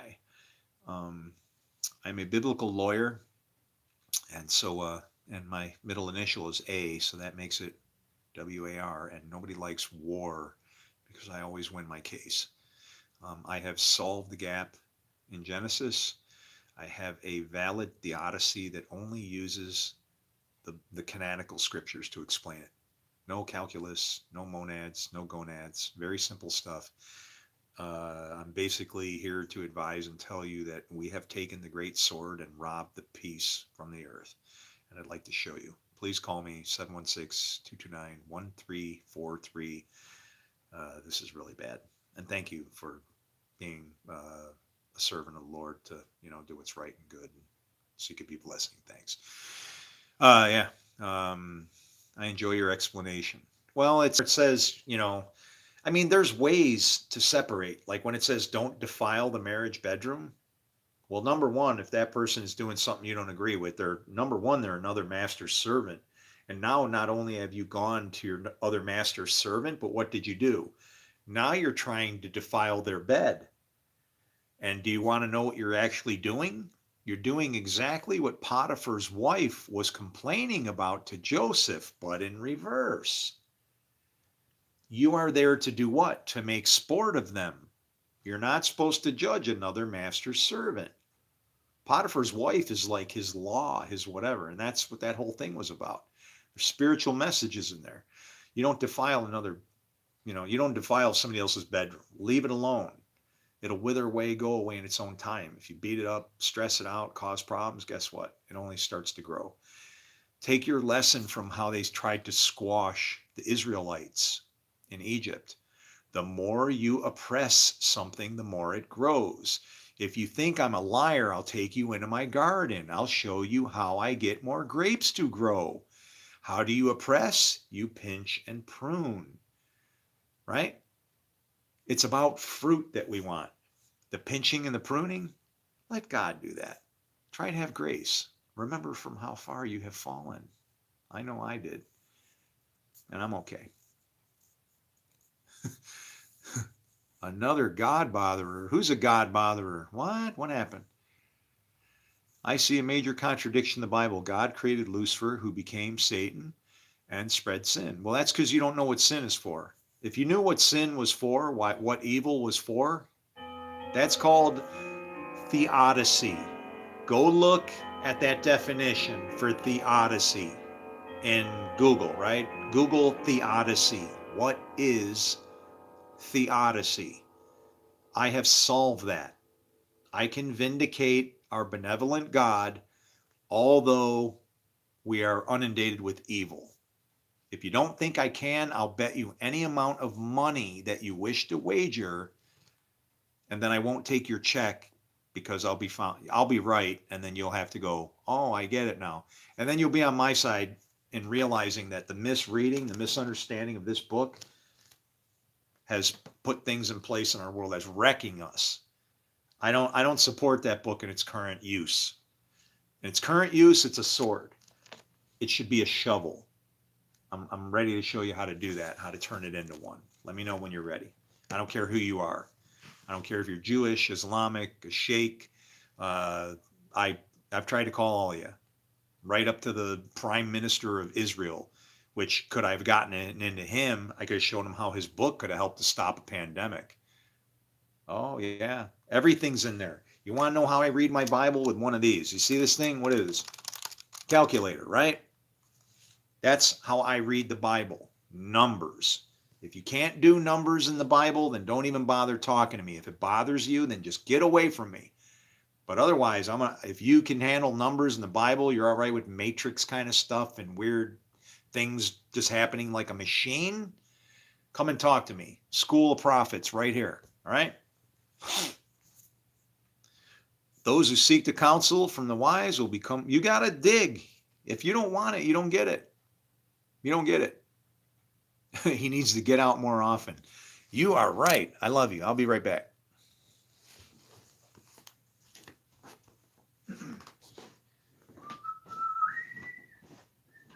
I like when somebody releases me from duty. I love you, Lord, and I know you love me too.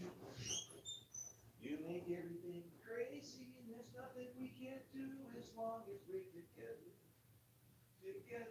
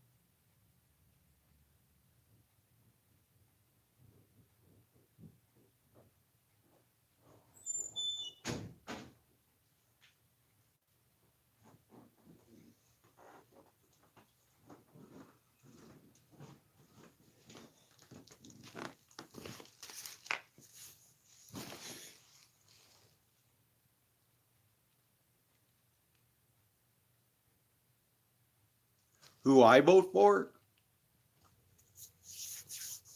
Wait a minute, who I vote for? I don't vote for anybody.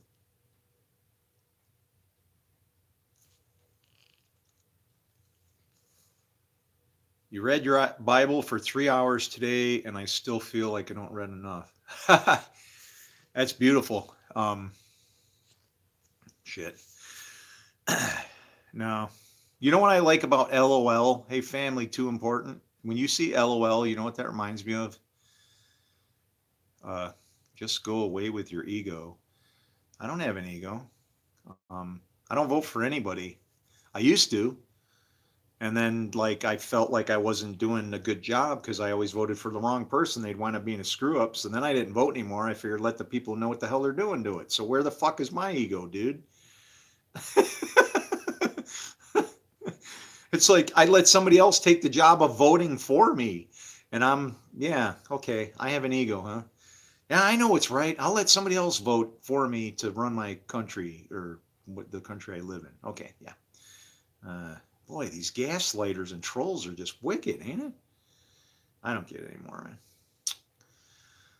man. I would if I felt there was somebody on there that I could trust, but I just don't want to. I feel like I don't know enough, right? I know, but to me, it looks like somebody drowning. It looks like the mocker. I call that the mocker, the drowning man. No, I know what LOL means. I know what LOL means.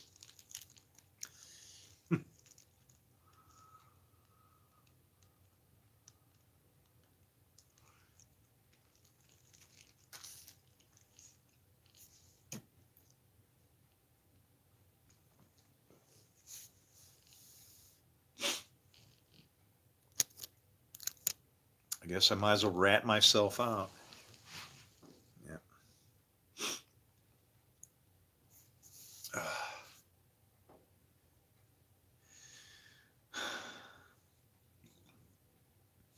A lot of times when yeah, I don't mind it. I'm just saying every time I see it, I think of because it's laughing. So most laughing I associate with mocking, and then mocking I associate with the people that were going, "Why do we need a boat, Noah?" It's like, so they're the drowning men, right? I mean, I can only imagine how people were kicking Noah's ass for what 120 years. He's trying to warn them of all this shit coming. And that's where I'm at. I see it. Don't mind me. I'm one of those patient people. So be patient with me. Thank you.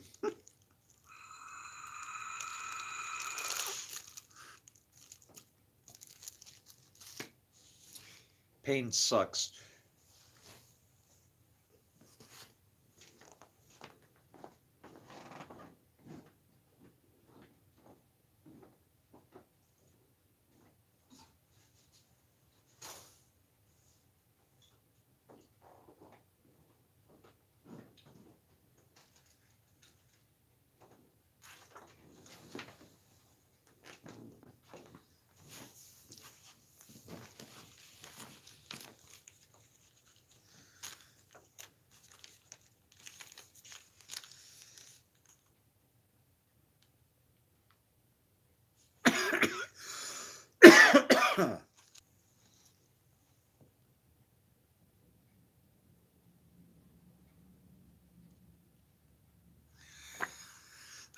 My dad's got some dark eyes, doesn't he? So do I too, huh?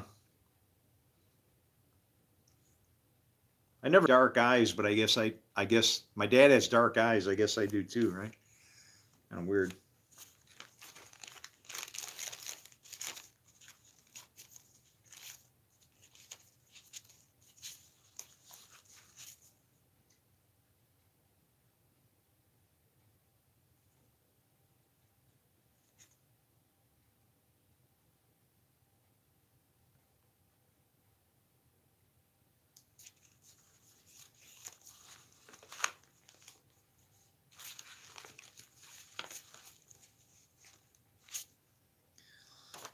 This is my sister.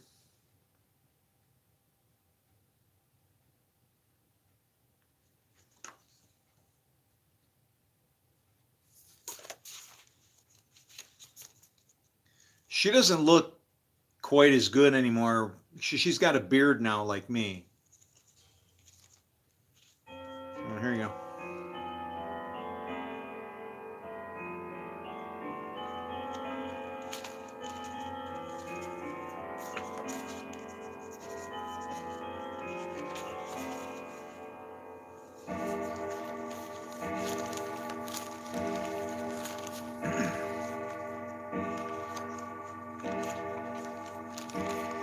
Just looking at all these old pictures of myself, you know.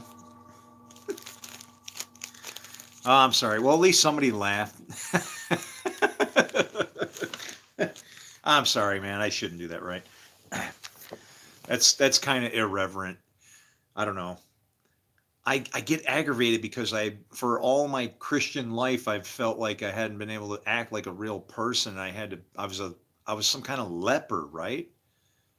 And that's what Jesus was talking about. You can make me clean, was saying, yeah.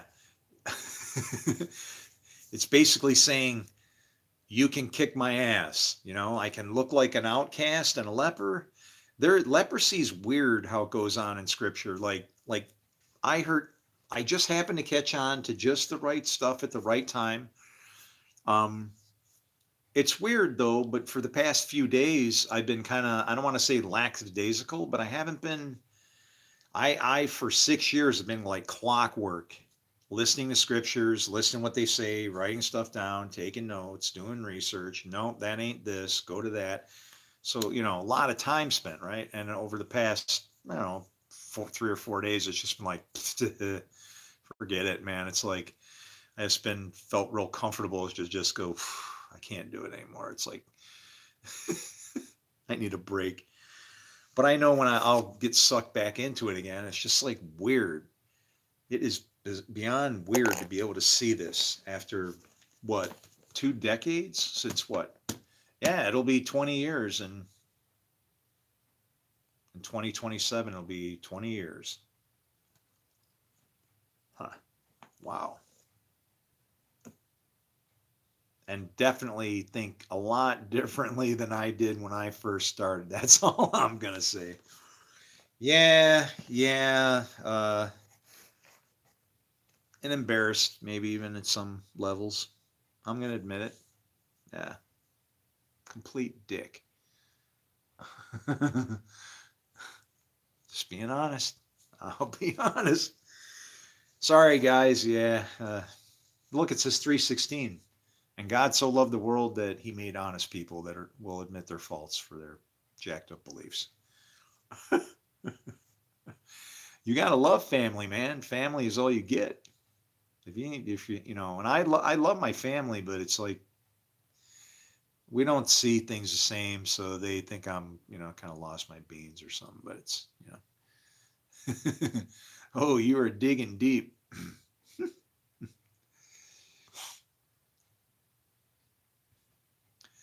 It is scary.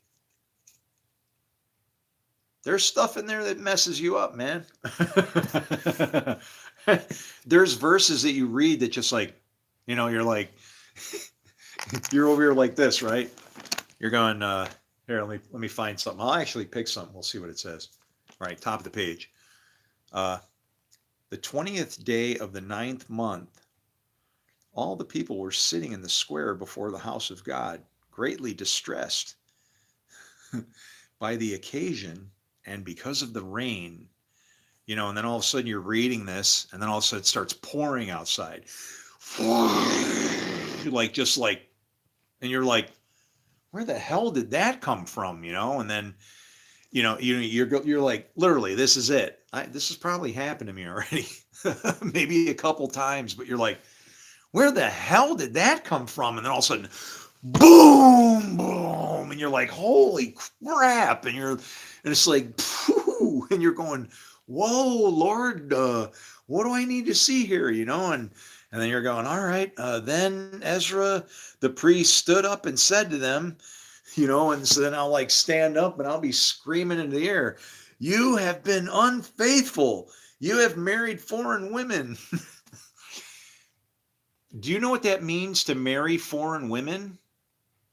It means to go into a country And when you go into another country, there's a different lady wisdom there. They have their own lady wisdom.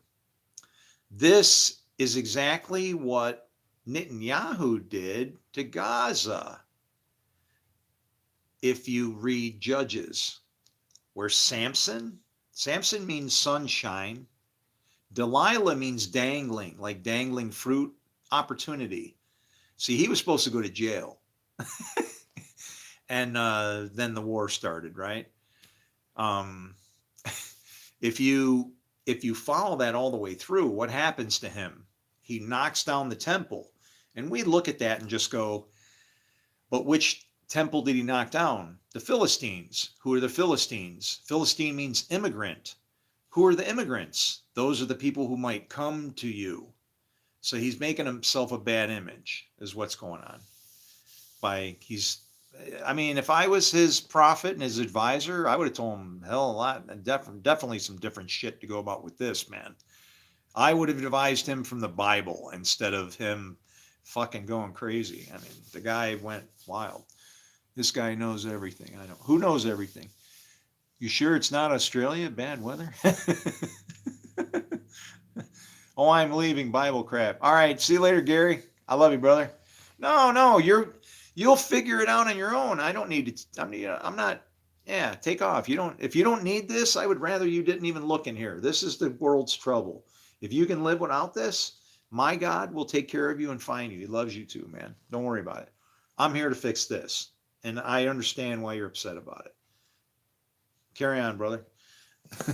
Here's to you. And remember, this portion of this program is brought to you by ice, Molson Ice, direct from our enemies just across the northern border. Yes, the only ice that doesn't kill. I'll show you.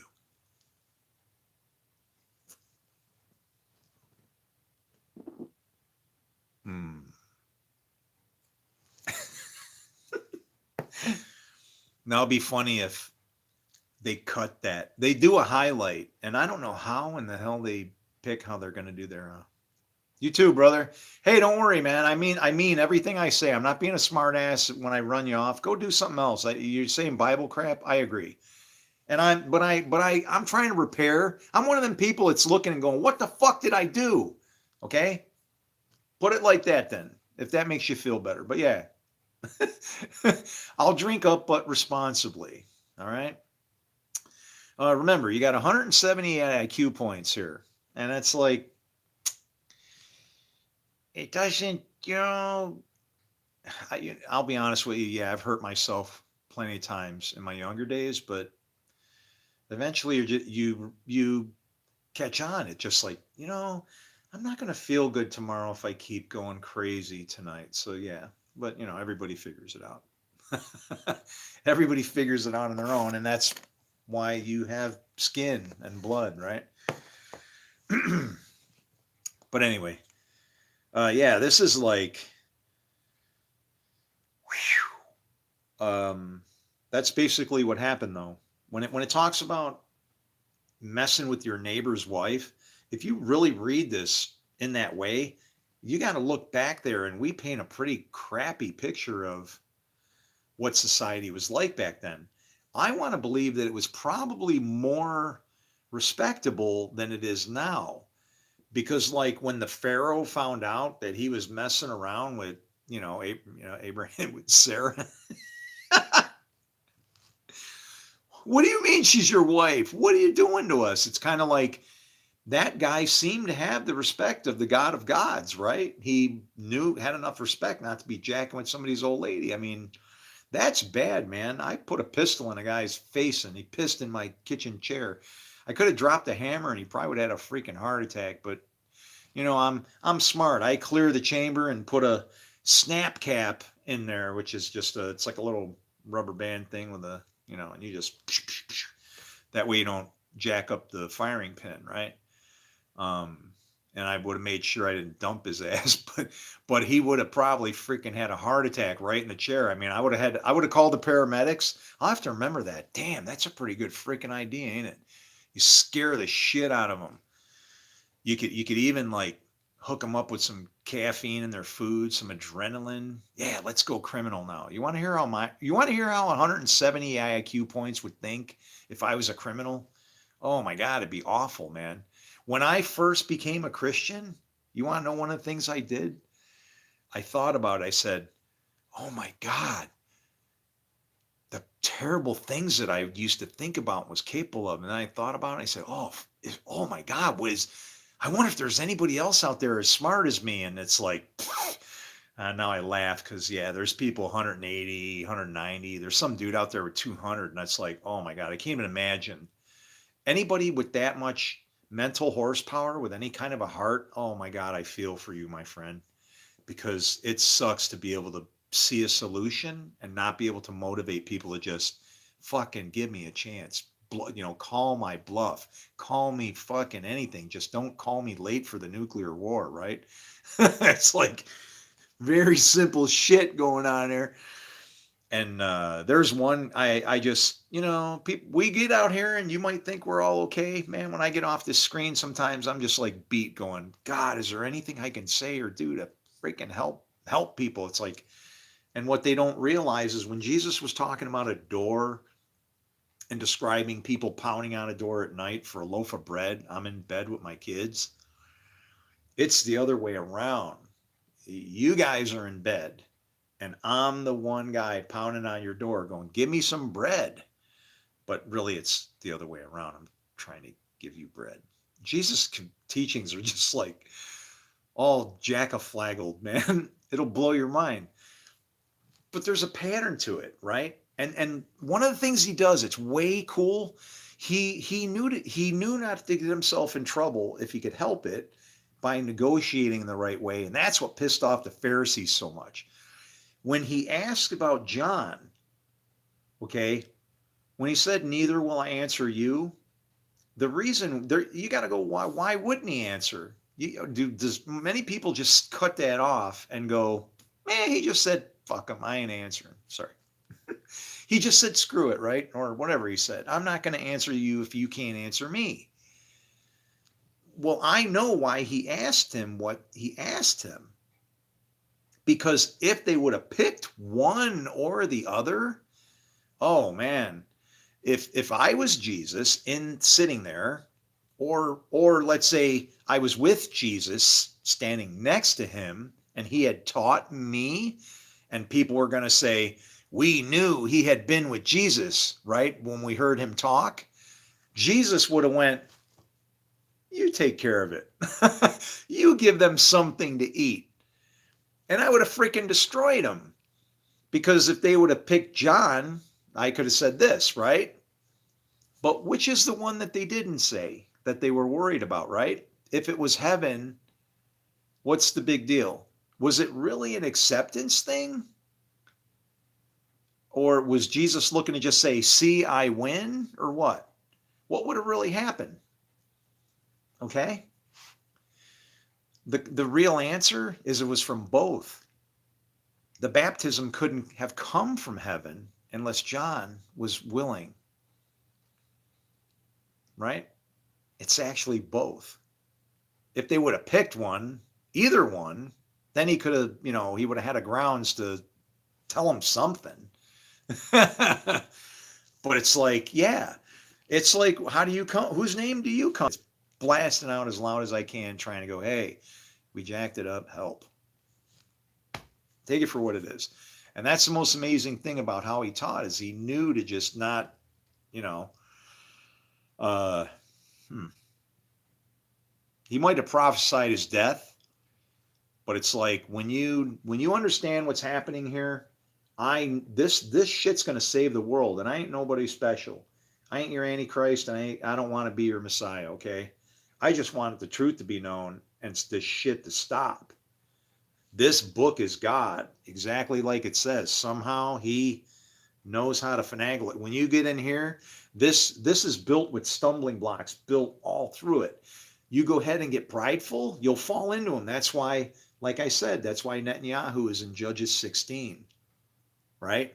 What did he do? He bit the bullet, man. When it went crazy. I'm sorry. If Israel does not accept Jesus as the Messiah, and I don't think they do as a nation, if they don't, yeah, sorry, huh? If they do not, no prize, then you're under the law. And the law says eye for eye, tooth for tooth, and that kind of a thing. You can't just go, you lit the fuse and wow, right? I didn't do it. So, and now it's like just, it's kind of sad. Psycho. Who's psycho? Are you all right? Be careful out there. I think I need my own website thingy. Yeah. Definitely WebView will help you. Yeah. You'll be able to see more. What about Acts 2, verse 38? God bless you. Okay, come here. Hold on. What about Acts 2:38, verse 38? Have you been baptized in the name of Jesus? Well, what was Jesus? Whose name did Jesus come in? It was Yahweh. Jesus is the name under heaven, but what name did Jesus come in? He didn't come in his own name. He came in the name of the Lord, and you're supposed to do the same. When you say that prayer, this is my body given for you for the forgiveness of sin, how much do you commune? Do you stand over here and go, I'm glad he did that? No, you're supposed to say the very same prayer and give your damn body up as a sacrifice, slaughtered like sheep all day long. That's our problem. Nobody can connect themselves to this thing, right? It's all off to the side, and it happened over there. He's got to fly out of the sky. It's not like that. You are the Son of Man. Do you realize that? You are a son of man. Why does the Son of Man have to find faith? Well, because your natural father would be the devil, because we're born in a fallen world. You have to be reborn and serve who? Father God, which means the Son magically always does what he sees the Father doing. Son of God does what his father does. Well, who is your natural father? The devil. If you ain't reborn, the Son always does what he sees his Father doing. So now, knowing that, when I see you, I've seen your Father. You realize that? I can just see what the hell you're doing and go, I know who your Father is. And for me, in the way of judging or wanting to or needing to or any of that crap, guess what? No. If you're doing good, all good only comes from one place. If you're doing good, I know that the laws of the Father that I serve are written on your heart. I don't even need to bother with you. You're all good. Good enough for me, anyway. You cut your own trail there. I don't have any problem with that. Not at all. In fact, that person is irreverence justified if you really think about it, because they're serving a God that they don't know, and it's still turning out good. It's actually evil used for good. Don't tell them. Don't let the left hand know what the right hand is doing. Shh. Great work. Amazing grace. Yeah. It's like that. That's how screwed up we look at people. You know what pisses me off? When pastors used to get on the other side of it, I double tithe.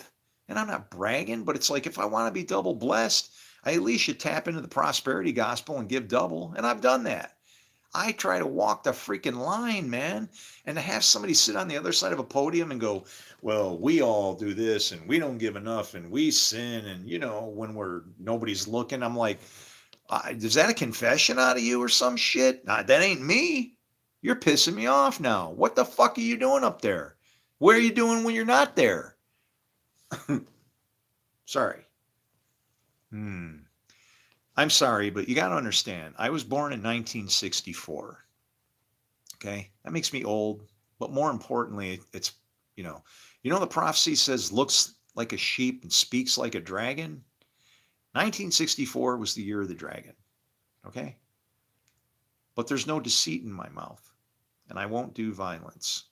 And I'm going to see my children because my twin girls are waiting for me in heaven, and I'm going to serve my God so I can go see my babies.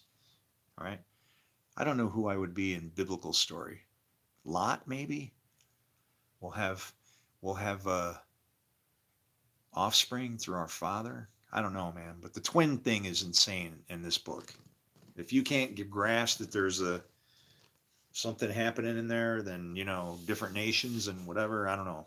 Come by me, I'll straighten you out. If you're afraid of God, good.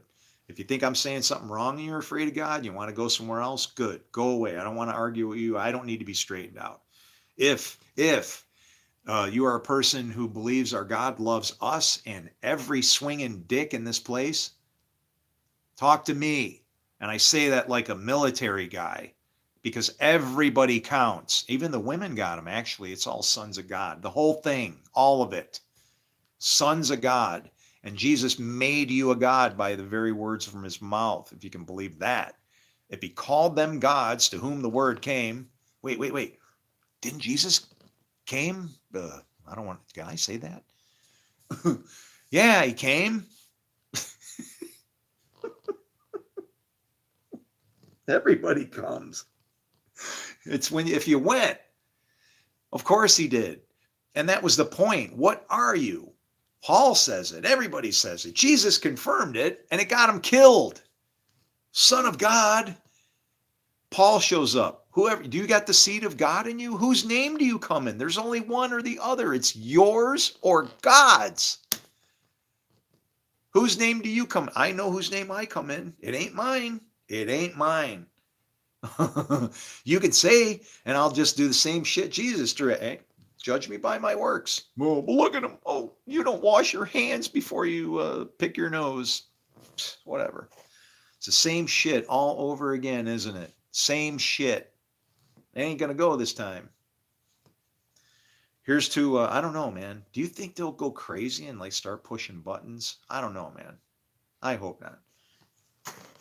We could roll the dice, ask God. That's scary when I do that shit.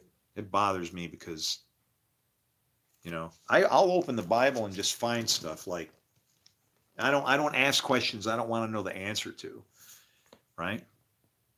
It's more like, I'm getting out of hand, get me something to point me out and call me a goofball, Lord, because I know I deserve to be hit here. I'm getting loose, right? I'm getting fussed. You know what it is? It's zeal for my... Let's try it out. Here we go. Humble me, Lord. What does it say at the top of the page? I'm looking at Ezra. Actually, there's part of a word, so I'll just read the sentence connected to that, and it doesn't look good. That is why this city was destroyed. Yeah, that would be pretty messed up if that was riding on me, huh? But it's not. I'm trying to warn you because it's kind of like a Nineveh thing. People don't realize Nineveh could have been... is Jonah a false prophet? He kind of looks like that, right? Because of what he did. What he said didn't happen, or did it? It did. Yeah. No, repent. They overturn themselves. Prophecy is fulfilled in one of two ways. You do the work, or he does the work. You don't want him to do the work because it comes like I don't know. He only works like in a slam bam. 70 AD is how it works. But what people don't understand it when it says the Son of Man coming on the right hand of power from heaven, that was 70 AD. I'm sorry there were no clouds, but the Son of Man is you. All that said is man's going to come through with his authority. You think Jesus taught with all authority? You have all the authority you need in Genesis 1:28. And then because it got screwed up and, well, we got to flood the piece of shit again. What do you think? Don't use Drano. Yeah, no, we'll dry it up.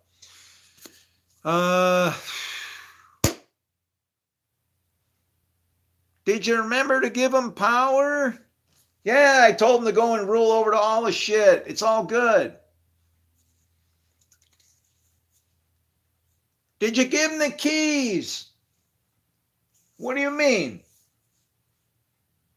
Are they afraid of them or you? They're afraid of me. You got to make them afraid of them. How can they run the place? Oh, shit. Oh, man. No wonder they had no respect for each other. There's no fear, like when they fear me. They hid in the garden. What idiots. He thought I didn't know what he was doing. I was only asking questions because I knew the answers. I had to test his spirit. He knows how to do good and evil now. He might try to deceive me. Adam. I love the kid. I love the kid. Absolutely. He was trying to save Eve. You know that, right? He couldn't eat it, but she could do whatever she wants. She's a woman. They get to do what they want.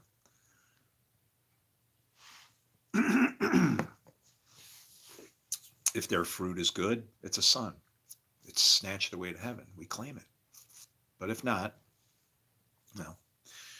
Then the devil uses it to go wage war with all the other whatever it can do. So every time, it's anyway. He's a good kid. Boy, I can't believe I didn't give power. I'll tell you what we'll do.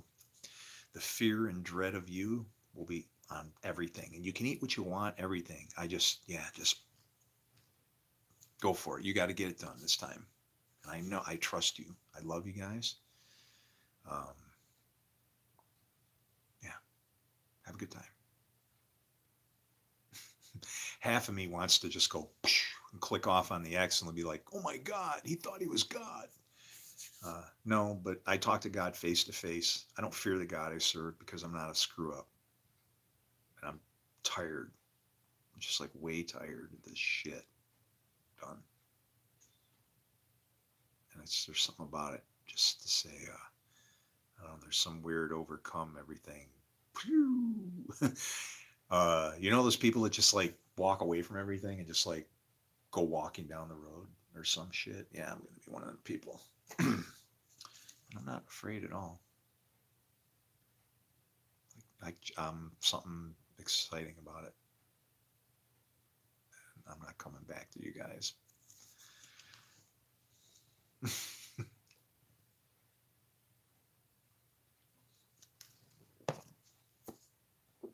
um, 6 years so far. I think one year. That's my birthday. I was born on the 26th. And actually my twin girls, they were also born on the 26th. Exactly half a year away. They're already in heaven. They were born and buried on their birthday. But after this year, then comes 27. And I think 27 is a weird number for some reason. 72 is a good number because it's 70 going into 2. You don't want 2 to go into 7. That's division. That's a half time. A divided time. And divided times are either light or dark. And I'm not seeing much light. It's not that hard to envision. It's when we live by following God, his light guides us, right? It's like shining on a path. We walk along. And we're cognizant, we're diligent, we want to serve. Because we're walking in the light, people don't judge each other. It's more of a help each other out kind of mode, right? We're trying to do good, and we are doing good. We're pleasing to God. Well, as we start to drift away from that, the light goes down, right? And we, as being lesser light that kind of reflects what we know, well, if the light goes out, the sun is darkened. When the sun's darkened, that means we're not following close enough. And then we can't reflect the right light, and then it just gets worse and worse. So sorry to use terms of like light and dark and whatever. It's that simple. To me, um, you know, I'd like to say I know the difference in when I'm going to do good or when I'm going to do wrong, but I don't have that I'm going to do wrong mode because I don't want to do wrong. So I stop it before it gets there. It's like, I don't know. It just doesn't feel right. And so I don't, these things you don't do. Don't steal, don't speed, don't lie, don't cheat, don't steal. Very basic, simple. I mean, everybody can do that, right? It doesn't take freaking divine nature in order to be a decent person. And if it does, then please let me. I don't know. I need to find a bus to jump underneath, going very fast. I'll go find an interstate or some shit because that's a damn very futile picture if it's all divine. What about the people who don't know God? Well, I don't know, man. Everybody knows God, even though if they don't know it. Because remember the puppets. You're still doing bad. You're still doing your thing. He's still got you. He called for bad to happen, and you were there to pick up the reins and go, give me it. I'll do it. How will you do it? I'll make him crazy, and he'll stay up all night and dream about the Bible for years, and he'll chase all his friends away trying to show him you. And could God be doing that? Absolutely. Could I be King Uzziah? I don't know. I just hope my forehead don't break out with shit. But I've definitely got a mark on my forehead now, right? Everybody's looking like, I don't know what kind of thought pattern he's got going on, but I'd say Mystery Babylon, but that's definitely leprosy. We better quarantine his shit. If it was Mystery Babylon, well, hey, let's party, baby. I mean, yeah, no. There's a lot of weird shit that's open to interpretation when you know how to do it. You just got to see the patterns and how can you fit in? Could I be like Uzziah? Oh, absolutely. I'm offering strange prayers, strange incense that people don't like. Right? I thought the incense was the prayers of the saints. Don't I have the ability to do that? I don't know. Can I eat the showbread? Can I eat when I want? Wherever I want? I don't know. You decide. When is the Sabbath? Let me ask you that. When is the Sabbath? Who decides when? When are you going to stop fighting? Here's to you, Israel. Actually, what I should say is I'd call you Israel, but no. If I was here, now you want me to go prophet on your ass? Hold on. Let me get another beer, and I'm gonna give a message how a prophet would blast the using the names, of course, right? You got to remember this is something that you'd want to write down and then read on a scroll somewhere. Okay, I'm gonna go just grab a spare. Do I got one around here? I don't. I could do this. Everclear. No, foolish. I like showing this because it's like people think you're a maniac. It's like this is for like cleaning stuff. You realize that? You don't drink that. You're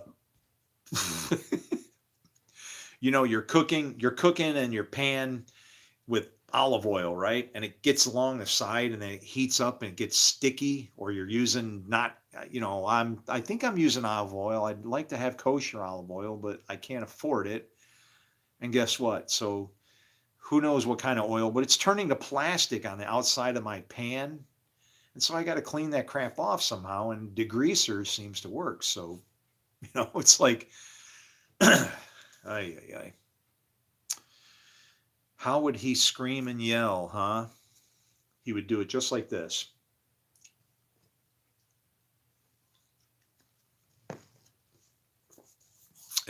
He would say, O Israel, how you have broken my heart. You saw me as ultimate, unconquerable, trustworthy, and true. And I renamed you to Israel. You battled in darkness. You conquered your fear.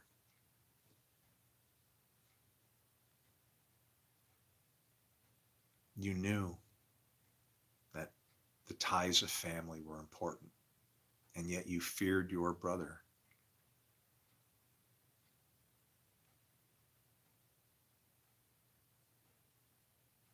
But your brother loved you. He didn't need your gifts. He didn't need anything. You acted in fear.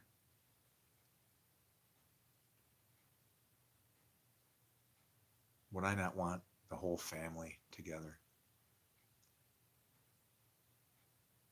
Israel, Israel, love your brother. I made you to bless the world. And you will be a blessing, for it has been decreed at some time.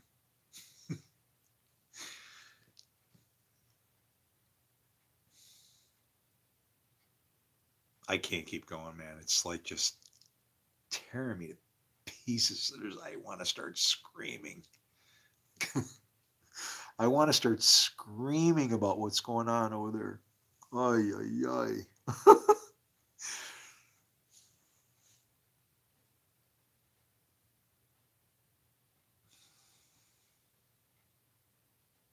I tried so hard, and all my resources were right here. The pastor that kicked me out of his church, he knows the ambassador to Israel. Yeah. I could have if that guy would have let me talk, do you realize I could have went, hey, here's what we should do about the pandemic. I found it in the Bible. And Netanyahu would have been like, what? Yeah, look. Exodus 14:14, Isaiah 26:5. Was it 26:5? If it's 26:5, that's, oh, no way. Hold on. See the numbers. Hold on. Was it 26:5? Wow. Remember, man supposedly busted it into chunks. I want to know if they must have knew something back then, because I can see it now. Is it 26:5? He humbles those who dwell on high. He lays the lofty city low. He levels it to the ground. He cast it down to the dust. Get out. And that's a song of praise? Who put that subtitle in there? No. We have a strong city. God makes salvation. Its walls and ramparts. Open the gates that the righteous nation may enter.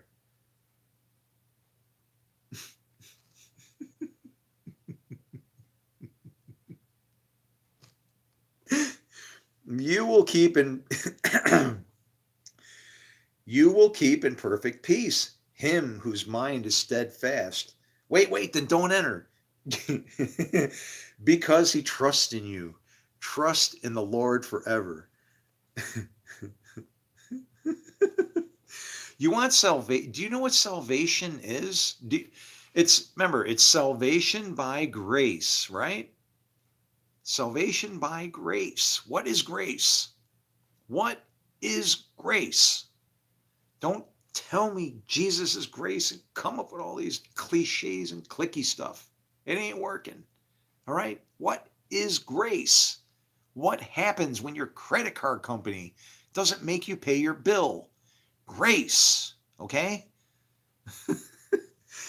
Is it good that they don't make you pay your bill? Yes. What happens if you cheapen it? Evil, right? Bad.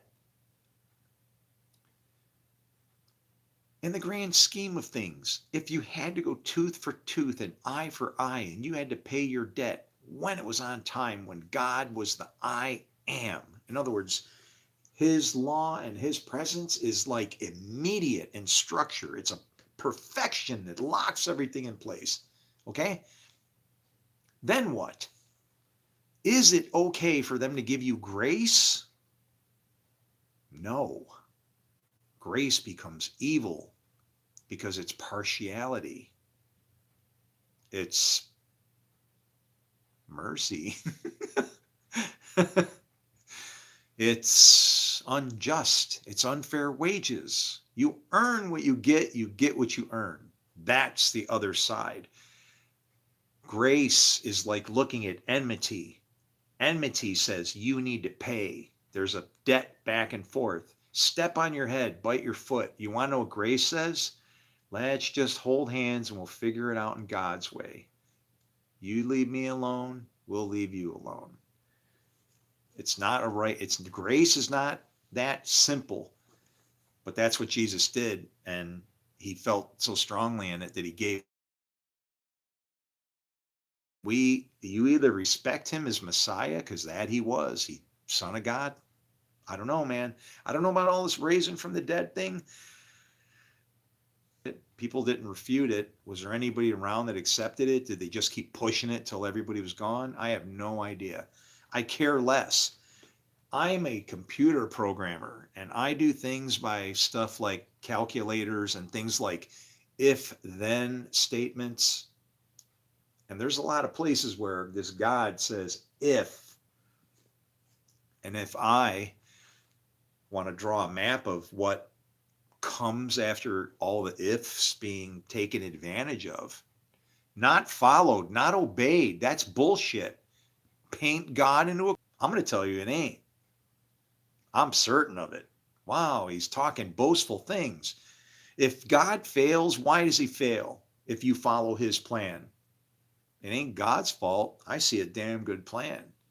But I also see tragedy on wheels for the people that won't accept it and don't believe that this word of God is God, as John says. The word is God. Jesus would be like taking this and its perfection and turning it into a person. Like, if you could. When that happens, do you want to know what that is? Enoch did that. It's called being translated. I feel like it's happened to me.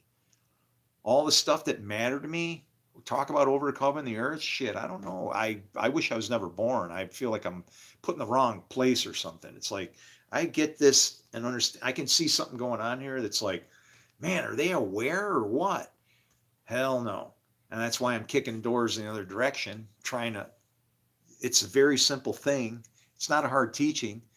The problem is that some people have seen it in here and it blows their mind because you can't unsee it. And I'm telling you, you don't take a red pill and a blue pill. You take both pills. And then you realize, hey, who am I to judge? I just need to trust in the word, right? If I can't find peace in here, then it becomes a weapon and a battle ensues that doesn't make any sense because the forces of light and darkness are not against each other. Isaiah 45:7. I form light, I create darkness. I make peace, I create evil. I, the Lord, do all these things. It's like the keys to everything all at once. Let the Lord manage it. If you want to know how that works, that's where the theodicy comes in. I'm happy to explain it to you. Not hard at all, man. Not hard at all. Wow. And it's funny, 26 is a song of praise. It would be. It's Yahweh's number. Praise the Lord.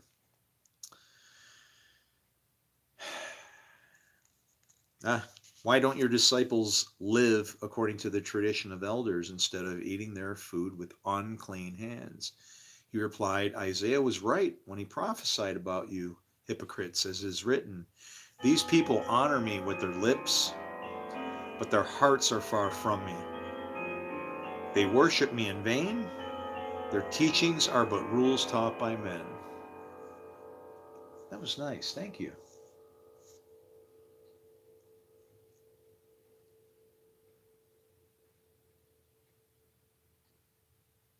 You have let go of the commands of God and are holding on to the traditions of men.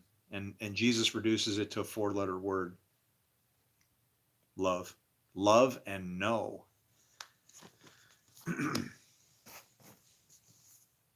When he says, I didn't know you, I never knew you, it's referring to him causing your fruit. It's not that hard.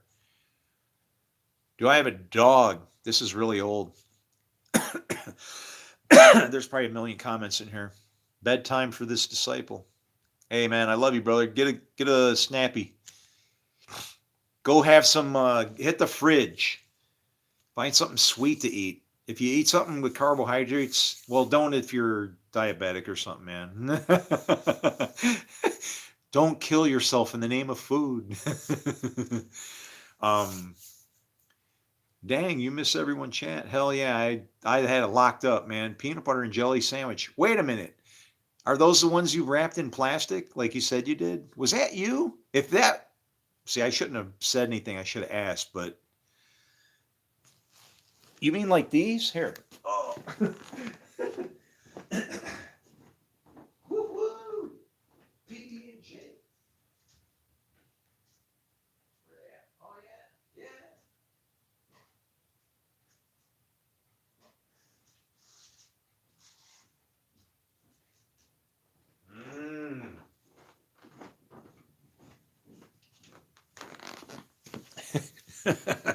See, now people would see oh yes. Have a beautiful beard. No, it's not though. There's things living in here. I keep my car keys tucked under here. It's crazy. Do you have a beard? I can't see your picture, so yo, that's all Diddy. Can you make me a sandwich, please? I'm hungry. You know, actually, there's a cute little girl that I used to watch her videos, and she would say, hungry? Want me to make you a sandwich? And then she'd make like crazy sandwiches, man, like with I don't know, use your imagination. Whoever she was making the sandwich for seemed pretty happy, so there you go. But yeah, this one's been sitting. Oh yeah, look at that. Half smashed.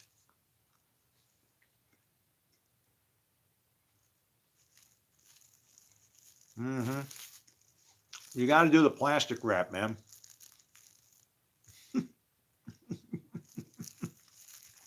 I'm serious. Look, I'm drinking beer and eating a peanut butter and jelly sandwich. I'm a real man. This thing, you can't eat a peanut butter and jelly. You know what? Here. Let's make a new rule. Do you realize that you use wine? I mean, you use grapes to make jelly. Bleep, cut. Hey, can we retake? Yeah. Okay, take 2. Did you know that you use grapes to make jelly? Cut. Damn, I'm cranking. Did you know that you use grapes to make wine and jelly? It's like, it's the same thing, dude. It's like you use it to make grapes with wine. Well, you got to leave it sit a little while. If you're willing to treat your peanut butter and jelly sandwich to the same kind of love, do this. You box it up in its bottle. You park it on the counter for like 5 days. And what going to happen is the jelly's going to soak into the bread and the peanut butter is going to kind of goo. And it's just like I don't know. It's, we shall serve no peanut butter and jelly before it's time. Never say never. What do I think about transgenders? I think, all right, I don't want this to be taken the wrong way, but I can't imagine the plight of a person that doesn't know if their own skin and that kind of a thing. Oh my God, it's just got to be the worst. So I feel for them, right? So when I say I feel sorry for them, it's like I feel sorry for their burden. It's like, you know, but it seems like it's a new thing, right? I don't think this has been going on. So I think some of it could be trendy, and I think some people don't have as much of a problem as they're maybe making a mistake because they think that they're jumping onto something. And it's not because they have a male female thing. Everybody needs to connect. And like, if you're changing your lifestyle to hook into somebody else, man, never do that. Don't go changing yourself to be who you shouldn't be. That's bullshit. You're never going to be happy because you're modifying yourself to do something because you think it's going to make you happy. No, no, no. Before you go making drastic changes, make sure you're definitely know what you want to do. As far as, gay, LGBT, all of that, dude, the best friends I ever had, I don't know, they're old and probably maybe even a little older than me at this point. But yeah, gay people in California, okay? Best friends I ever had. These Christian friends in this town and all this shit, they can, I'm sorry to say, but when you reject a brother, I think you're supposed to go to hell, right? I'll take my gay friends in California. They've treated me much better than anything around here that I can call Christian. I'm just saying. I ain't got no problem. You do what you want. I'll let my God decide what he wants to do with you, okay? I don't have no problems. I don't judge anybody.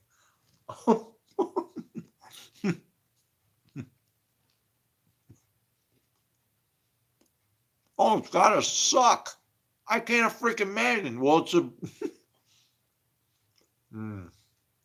I'm sorry. I don't mean to explode like that, but it's like, does anybody put themselves in the other person's position? If I don't, from a perspective of thought, like a thought experiment, maybe I've already been there. Hey, I was homeless at the age of 14, baby. All right. It was a bitch, but not for long. I was actually rescued by a widow, which is interesting. Seems to always happen to prophets. The widows will come by and help you out. They show up. I don't know.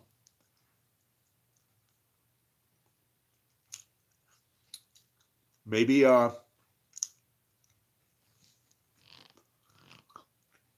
what'll happen is I don't know what'll happen.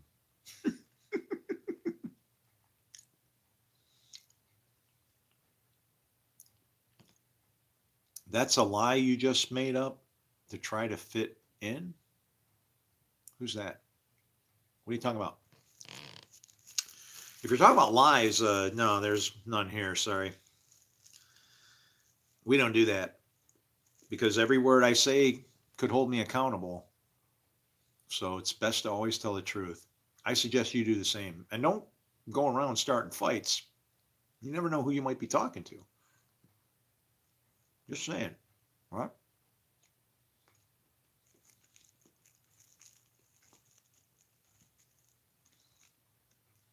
Widows love God more? No, I don't know. I know widows suffer more because, like I said, I was 14 years old when that widow took me in, and I want to be honest with you.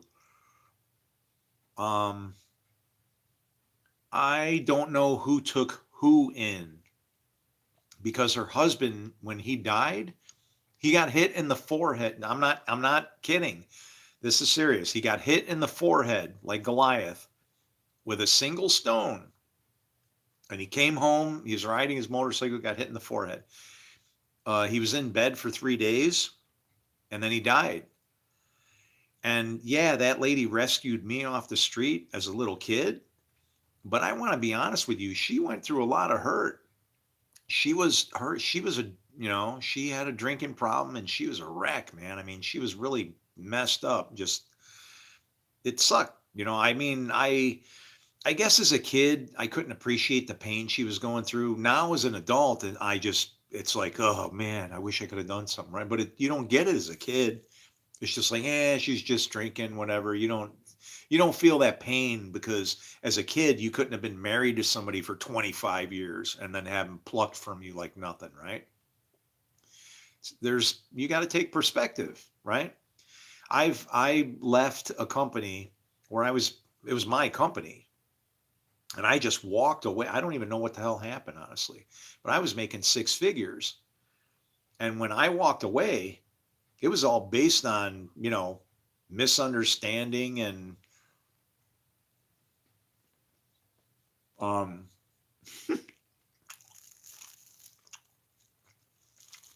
but my mom had died, and my girlfriend was making fun of me because I was in tears. It's like I had just gone to New York and buried my mother for her birthday, on her birthday. Okay. I come back from California, or I mean, come back from, I come back from New York from the funeral. Mother's Day is a couple months later down the road. Well, guess what? I couldn't handle it. I break down crying, and my girlfriend is like mocking me and making fun of me. Your mommy? You miss your mommy? And I'm like, holy shit. Do I, what? I don't, what? Who the hell are you? Do I get 2 months to mourn? What? A week? Is 10 days all right? Oh, wow, man. I'm glad I respect women, like, because I've had women get me really mad. And it's like, oh, I just walk away because it's like, you can't hit a woman, right? I mean, you shouldn't hit a man either, but it's like, it's just like you don't even want to like get near them because you're just so furious. And like that same girl, she cost me one phone call. I lost 40 grand. One phone call. I freaking lost it. I went in my music room and I had a nice, it was a Gibson Dove. My mom loved that thing. I feel terrible because my mom loved it. And I picked that acoustic. I was like, I was in a freaking rage. I'm like, why did you say that? What are you? Oh boy. Yeah, if you run a business and you got a girlfriend that, yeah, keep them off the phone, okay? Guess what? I took that Gibson Dove and pounded it in the wall. I'm lucky I didn't get hurt because, like, when the strings snap and you got like junk flying, it's kind of like, I'll be honest with you, when you take an acoustic and smash it off something, in a certain sense, you've unleashed like a shark because the ass end of this thing is hooked on by the bridge and the body splatters and it's all got shards and it's flinging around by the wires. Oh, hell, you can mess yourself up. I mean, imagine doing that and like slicing your wrist open accidentally and then you die for. It's like, what happened? Oh, I was pissed off. And what happened to him? Oh, he got mad and his guitar, he broke his guitar and it bit him back. Might have deserved it, right? What happened? Oh, Lucille got a hold of him. But yeah, that was bad, man.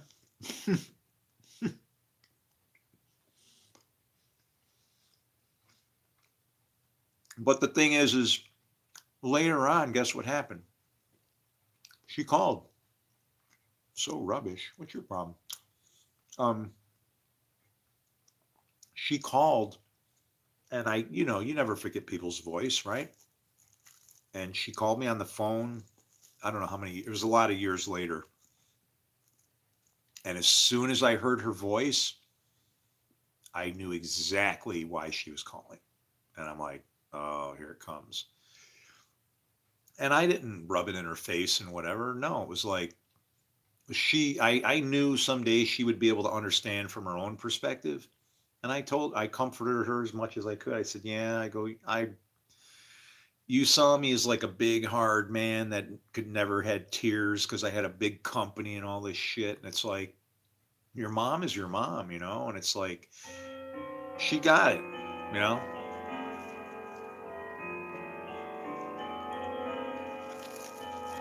Your mom is your mom.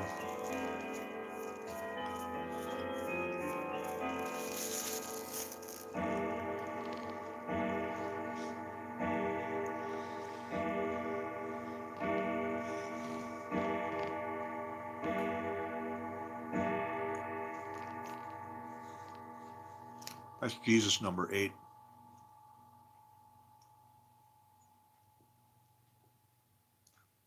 I sound exhausted. um, it's funny. Mom, huh? I mean that. When I say this, I feel that this is the most important verse in all of the Bible. Is John 2:5.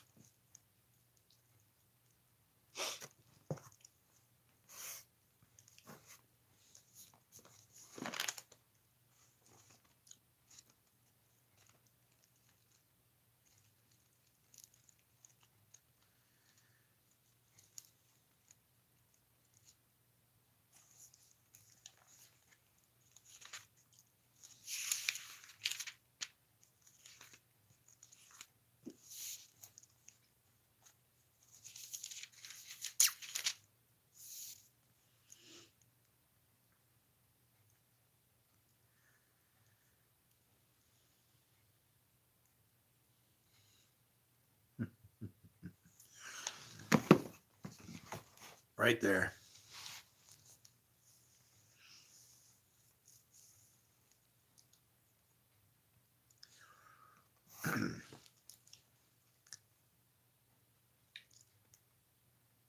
I don't know, it's kind of funny. You could you know how you say you're supposed to live by every word of the mouth of the Lord, right? I'm going to say that you better live by every word of the mouth of Jesus' mother too. Because you know what she says? And she told the servants, do whatever he tells you. Anyway, lampstand of the city. God is allowing him to wear the crown of glory. Jesus, give that crown to Jesus if you think you got one, man.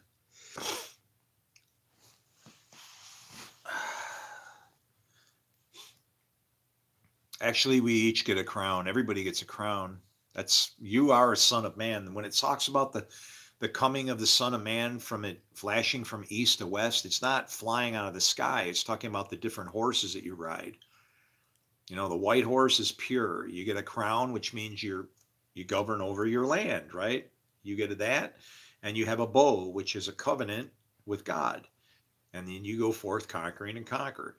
The first place you go is south. And then you're a dappled horse now. Now that's dappled is important because it means you've been exposed to good and evil. You're filthy. And worse is that you're given a great sword and you can take peace from the earth. That's the scriptures. Well, once you figure out how to work the scriptures and that God's in control, then you'll head north. And you'll get a black horse. The black horse is the one that gets the scales. All the scales is just referring to, when it says don't harm the oil and the wine and the wine refer to the Spirit of God. You don't want to injure what God's doing. Don't talk bad about God. He's just doing what he does. And as far as the wine, for the same reason, since the Spirit makes the wine, you can't complain about what it is that you get. So don't be complaining about the fruits or God. You can't complain about it. You're the one who runs the vineyard, okay? And as far as weighing out what you get, hey, some people like grain. Some people are going to live out of here, okay? Some people are going to be making that to lead them. But there's also people that are going to be using this to lead them. Grain or barley, okay? But it all counts. And then what's last? Off to death you go. What's behind you? Is all the trouble behind you in your wake? What are you leaving in your wake? So is the coming of the Son of Man. Like a lightning bolt.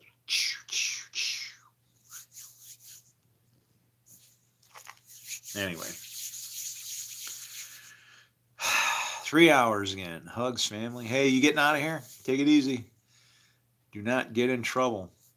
I have I see it. There's a structure to the thing. And it's not hard. You just have to realize you got to take if it was possible to take the whole creation and take every part of it that you can cut in half into ultimate's ends, and then you got to build from that, like wet, dry, light, dark, male, female, north, south, east, west, northwest, southwest, or northwest, east. What is that? Southeast, northwest, southeast. Um, you got to pay attention to names. Like, the Nile means two rivers, right? Euphrates is the great river. The Jordan means descender. So when they crossed the descender, that's why they were taking over the kingdom. The first thing you do, you got to take out the descender. You got to take out the devil, the bad guy, or whoever's ruling over that area, right? We were going back, so that who runs that land? The bad guy, the descender. We go through the descender. Since the descender now is the light, because God has his light, well, there's also dark light or black light. Remember, the angel of light appears as an angel of light? Same thing, the descender, the light. Well, what does that light light? Our light lights us, the moon. That light, the Jordan, lights what? Jericho, which means what? It's moon. Jericho means it's moon.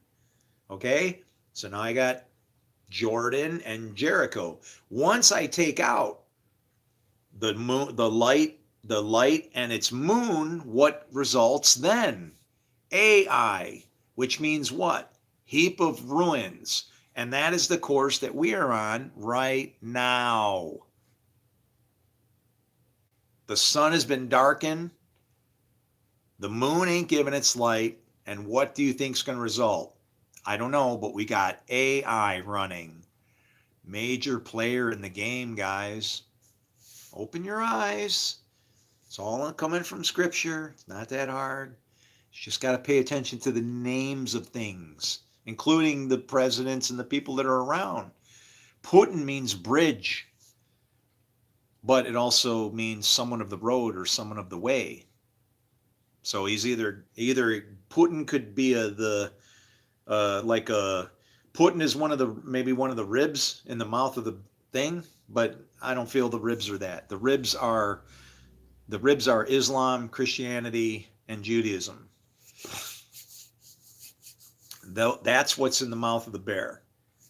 The bear is time, and people are sick of dealing with our stupid fights and wars. They'll get sick of it, or we'll kick it off really, and it's going to get hot. We'll see how it goes. Always exciting, isn't it? I'm doing okay, man. I'm just hanging in here. Any funny jokes? Yeah, actually, no. And I'm not a wizard, but I do know a guy that does black magic, and he wants to give me a place to live if things get too hard for me. So, can I tell you a story? Can I tell you a story that led me to Jesus? I don't know if you want to hear it, but I'll tell you my testimony, how it started. Well, it was about 1997 or so. I was coming up on the year 2000. I was in the IT industry, and I was doing really good for myself. I was actually on my way to getting my own facility. If you want to see the facility I ran, you can Google it. You can see it from the air. It's huge, 2200 Bussey Road. There's a facility in the front near the Bussey Road in what is that, Mount Prospect, Illinois. Or don't go back towards the highway, like right on Bussey Road. It's right there. You can't miss the building, but that's the facility I ran. And I was doing really well for myself, but then there was a .com bust that fell apart. Then we had twin girls, and we lost those. We had to, I literally had to sleep on a little couch next to my wife while she was giving birth, because if they would have just went in and tore them out and whatever, you don't want to do that, because then she can't have any more children. So she had to give birth, go through full labor, everything to give birth without having any, children to speak of. So it was really sad to go through. It was hard. So it was that, and then we were fighting in the marriage because of stuff, and I fell out of college. Just all hell was breaking loose. Well, I was unemployed. I lost my job, like I said, in the dot-com bust. And so I was looking for work everywhere. You're putting up flyers, you're talking to people. Well, I wound up online on Craigslist. And there's rules that you follow to be successful, right? If you go out looking for a job, you got to put out at least one ad, or one hit, right? You got to put one hook in the water. And I went through, I don't know how many hours, pages worth of Craigslist. And I was like, man, there ain't saying anything in here. This is bullshit. And I said, well, I'm going to have to apply for something. And the only thing I could apply for was to send my headshot in for a movie. And so I did. And I wind up on the set of Lead or Die. That's where this hat is from. I play Sheriff Kincaid. Well, on the very first day of shooting, I didn't know if maybe, I figured, okay, maybe God can do something, or I can't even say maybe God can do something. I didn't want anything to do with God, right? When I was Catholic, I'm one of them people that the Catholic Church, whatever, leave that alone, but whatever it is. And then life was bad, right? So on the very first day of shooting, I just wanted to be by myself, and I walked off into this field, and I was just thinking about how shitty my life was, right? And I was just like, man, I don't know, something just came over me to cause me to want to pray. And I know it was God. And I said, I didn't say the sinner's prayer. I said, I'll tell you exactly what I said. I said, I go, God, I don't know if you're real or not. And even if you were, why you would even bother with a piece of shit like me? I said, but please, my life changes. Well, I leave there and I start walking back to the set, right? We're going to get ready for shooting the first scene. And as I'm walking, I got my head down. I'm crying, and I've jacked up my makeup. I've got looking like Alice Cooper. I got cried out my mascara, because I got to put makeup on you. I was already fixed up, ready to go on, just waiting for them to call me to go on, do the thing, right? So I'm walking back, and I looked down, I saw something sparkle in the grass, and I stopped, I bend down, I'm like, whoa, I backed up, I'm like, what is that? Oh, hey, I bend down, and I had to dig it out because it was stepped on and dug in there, but I came out like a clump of mud, and I'm smushing all the dirt off of it, and it was a crucifix. And so I'm looking at him like, wow, and I'm going, and it was like really, I got a creepy feeling like somebody's watching me. I'm like, well, that was really freaking weird. You say a prayer, with your guts in it, and you're crying and shit, and then all of a sudden you find a crucifix. Oh, it gets 10 times worse. As I start walking towards the set, the girl who does the makeup sees me, and she's like, hey, she's like, get over. I mean, she's kind of probably wanting to, like, hey, Alice Cooper, I'm over here. What? Oh, Alice Cooper's in the movie too. She's like, and I'm like, me? But she's like, yeah, you get over here.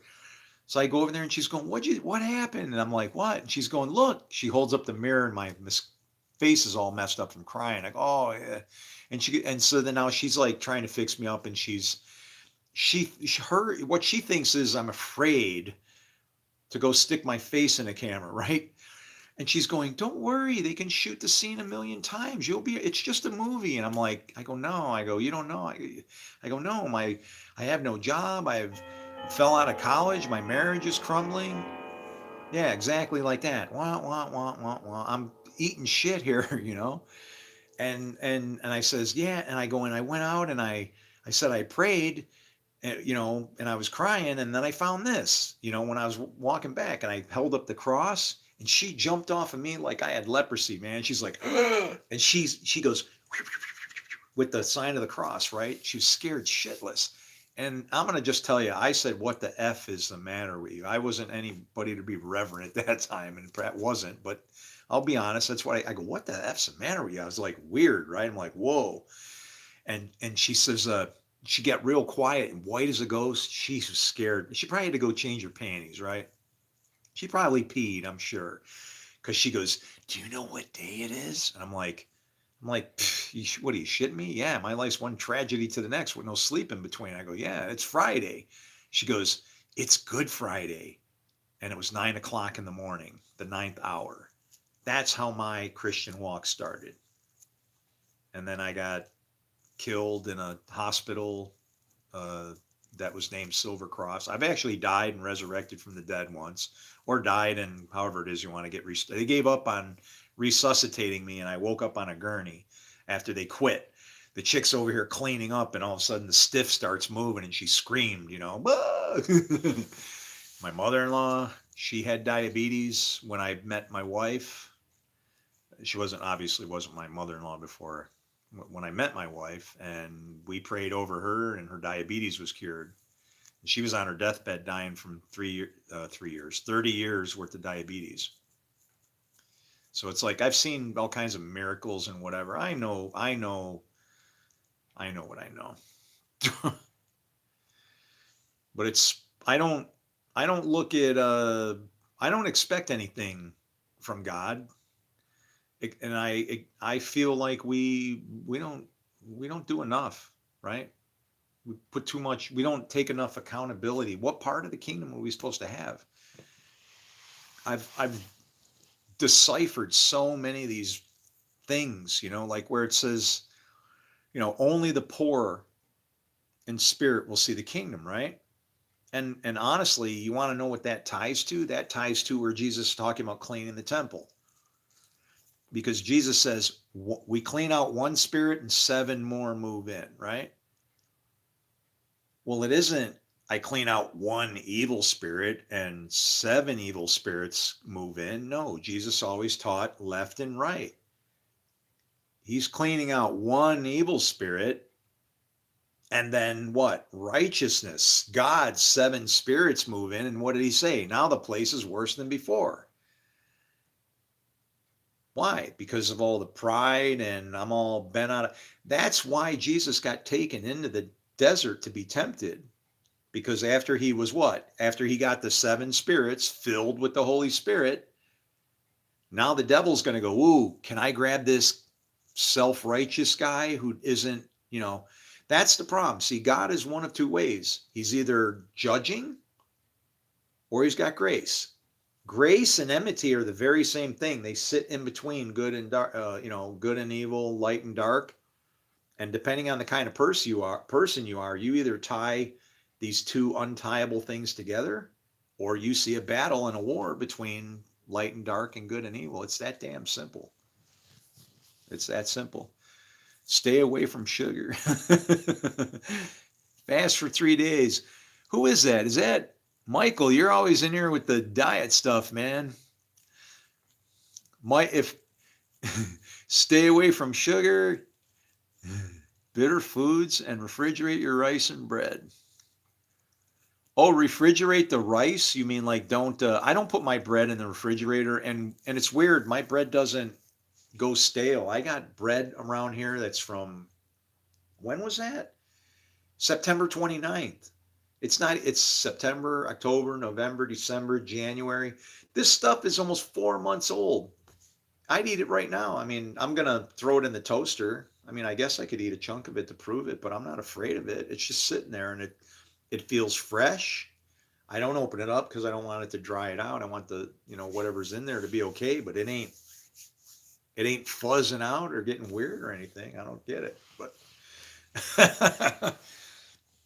but I don't know. I'm always blessed with things lasting a long time. Like I'm not kidding you. I have socks. I have pairs of socks that are 40 years old. I have pairs of sneakers and shoes. I have a pair of shoes that finally wore out.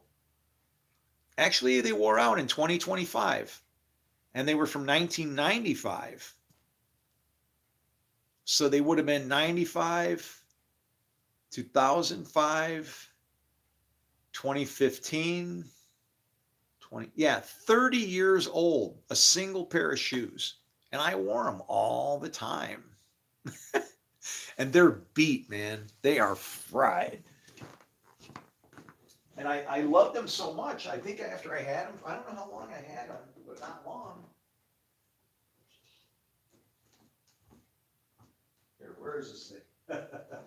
Yeah, here's what we'll do.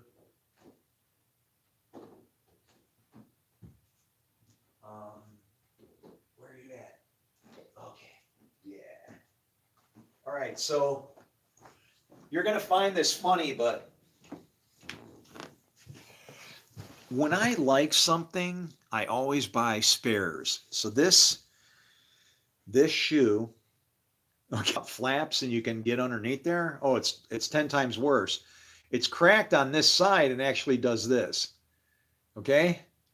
Now, you want to know what's really cool? You want to know? Here, watch this. It used to look exactly like this one.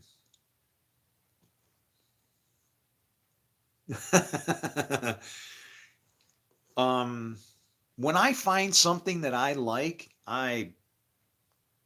shoes, I'm very hard to buy shoes for because I have feet like a duck. All right. And guess what? I had an FBI agent call me a liar one time when I was in a seminar. This guy's name is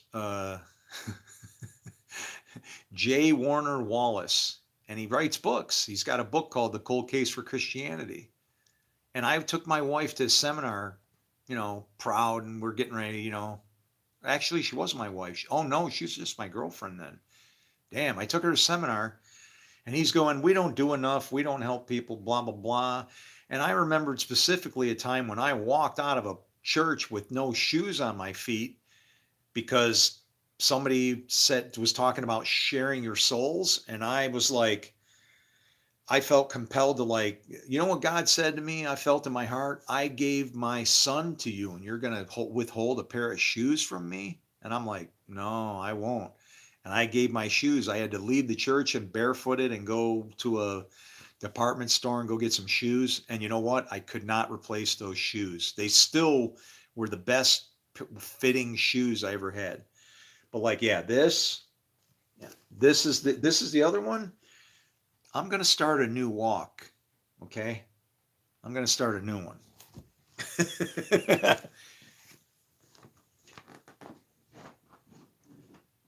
Oh yeah.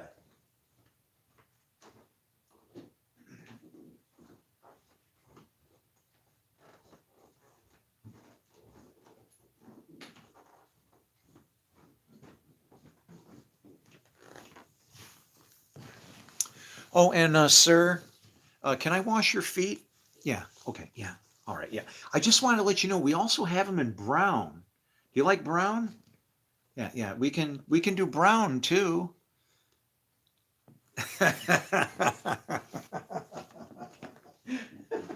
Hey, my brown and my black ones. Oh, I got 2 brand new sets. Oh, that's it.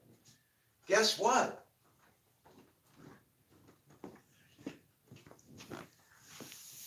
I think that should be my new thing. I'm going to wear 1 brown shoe and 1 black shoe.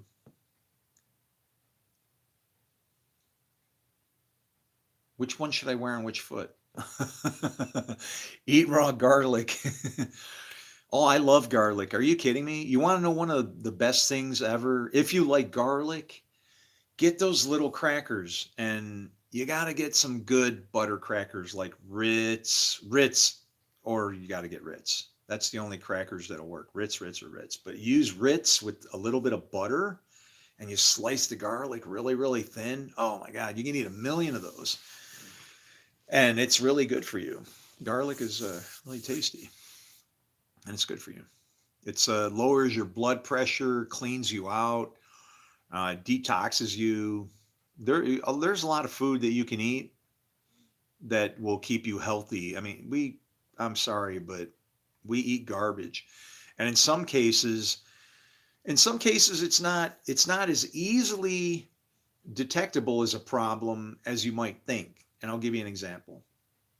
You can look at an ingredient label and it might not have anything bad in there, Problem is some of those things that are in there are processed to the level that they're so finely ground that when you eat them, they get not only absorbed into your body like nutrition, but they can cross into places like blood, brain, places where it shouldn't go, and your body will start to store up things it shouldn't, because instead of your intestines, you know, picking apart like a leaf or something or a piece of meat, right? You're just eating ground up magnesium or something, right?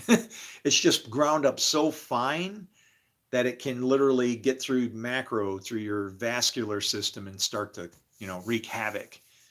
And that's some of the things that, technology has brought on us. It's things we're not aware of, right? When we deviate from the natural, things can go awry.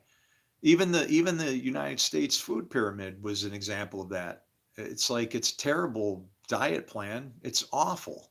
I mean, why do you think the whole place is all diabetes and we look like shit? We look like terrible. I mean, really. And the reason why is because, well, when they went to go figure out how to make a food pyramid, they forgot all about God. They literally went to a Greek Orthodox island because that's where all the healthy people were that weren't having heart attacks. The guy who went, his name was Ansel Keys. He was our Surgeon General. Eisenhower had a heart attack. He's trying to find all the healthy people in the world. Let's eat what they're eating, right? Guess what? He went during Lent. And instead of getting a Mediterranean diet with good fats and meats and cheeses and things, no. And really not much meat in a Mediterranean diet besides fish, good, and that's, yeah. I think I want to go to Greece. I don't know. Something's calling me to Greece. I want to go there. Don't you think it's absurd human beings don't know how to be healthy? I mean, no, we do know. I mean, that's what survival of the fittest is all about, you have, I mean, you know what it is? The productivity and doing random things have superseded the idea of like sitting down with a meal, taking time to prep stuff. It's like we're too much in a hurry, right? And I'm guilty of it too. Oh, wow. Are you kidding? Hey, I got to confess, man, I eat out of potato chip bags and bag this and I'm on here, right? I mean, how many hours I got going now? 3.5. And it's like, I got one message. I got to drive it to the ground. I got to do as best I can. And so that if it all falls apart and God doesn't bless me, then I can go, well, I know you still love me. I guess I did the wrong thing. I'm sorry for wasting my resources and yours. I'll do what I can. Right.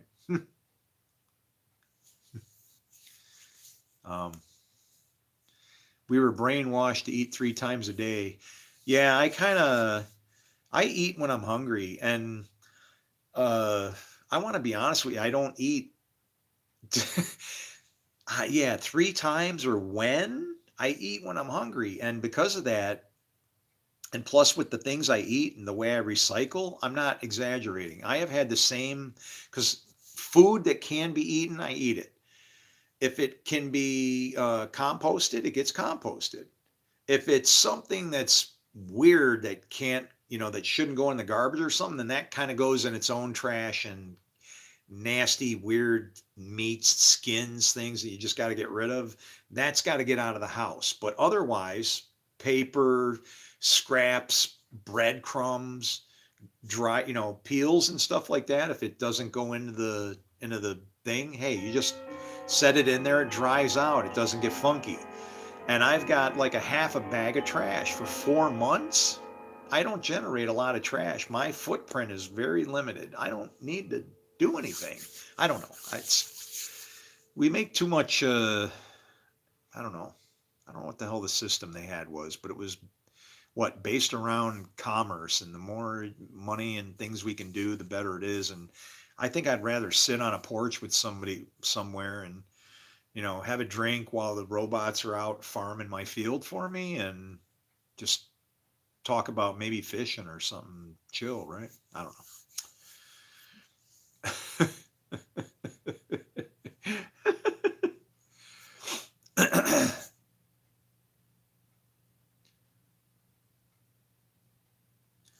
Are you sure you should be giving advice? Looks like you need it. Well, I don't know. Why would you say it looks like I need advice?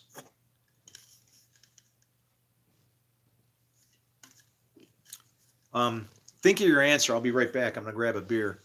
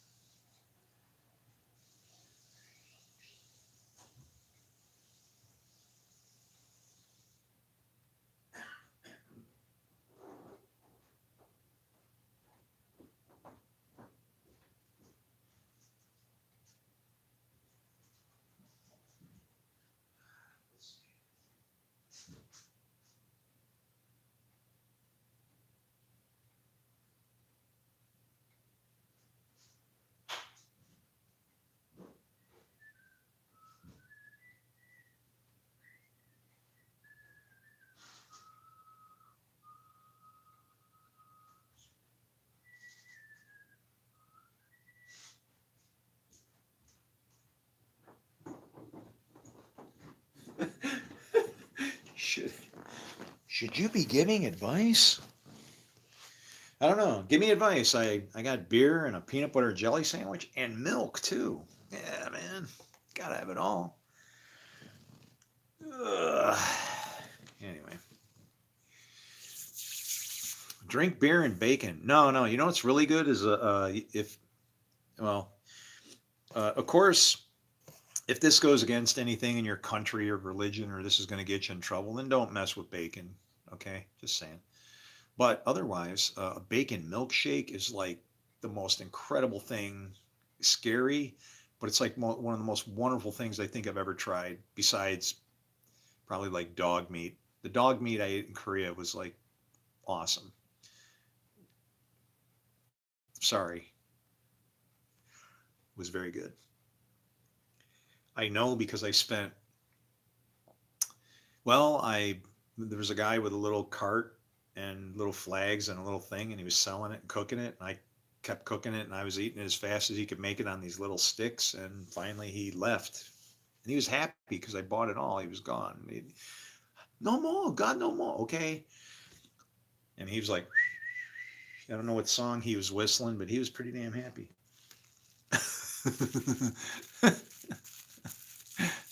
The shake, not the dog. Well, I didn't eat it knowing it was dog. I'll be honest with you. What happened is when I got back to base, they were having like a debriefing and they were having meetings. This is you know where the DMZ is in Korea, where you get ready to go and like for all hell to break loose. Well, I'm one of them guys that goes up there. We're in the United States Marine Corps. We go around and kill who we're ordered to, and with prejudice. In some cases, we just let God sort it out. But that's where we were, and I don't know, Korea, huh? How the hell do we start talking about Korea? No, but a bacon milkshake is just like I don't know. You just got to try that thing.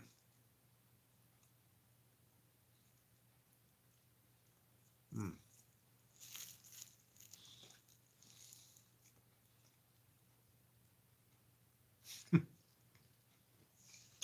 The guy,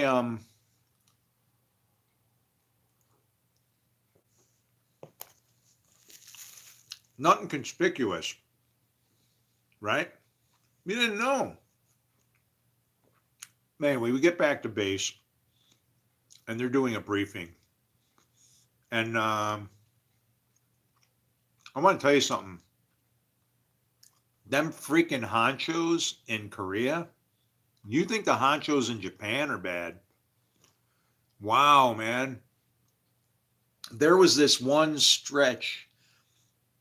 Let me finish the story. So we went back to get the debriefing, right? Korea was wild. And I might have a son there, a daughter, or kids. I don't know. Amna, call me. uh,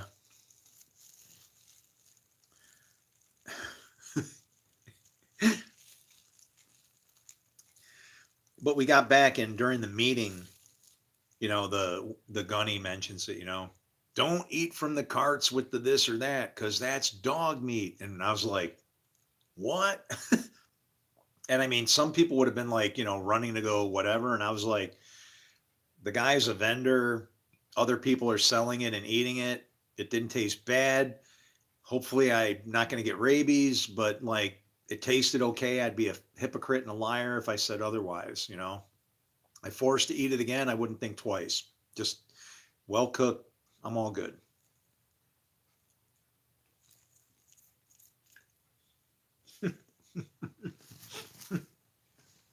Sorry about your cat, too.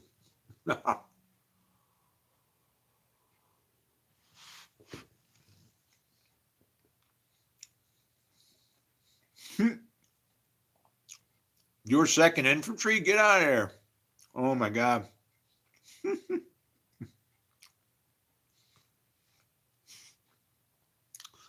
If he served twice, he's lucky he came out at all. Well, I know we're supposed to say this. Tell him I said thanks for his service. And if it didn't go well and he thought it was a mistake, then that too I understand, and I bear with him, right?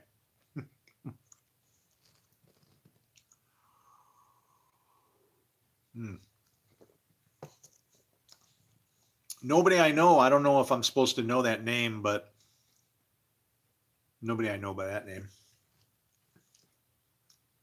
Was he famous?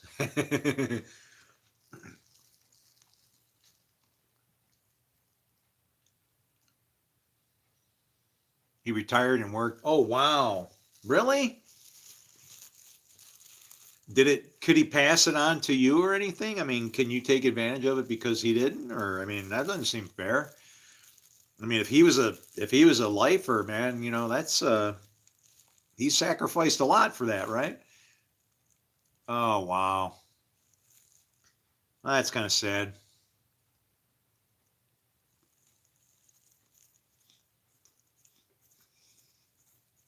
Unless he wanted to go, I mean. Some of us have had enough already, right?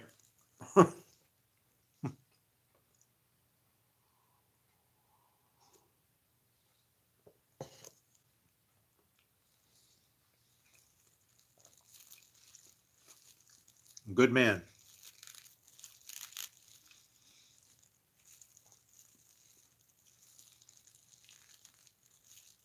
I hope to do the same.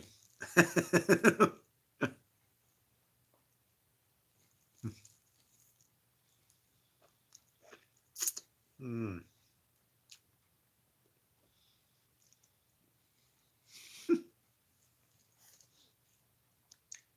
Where do you,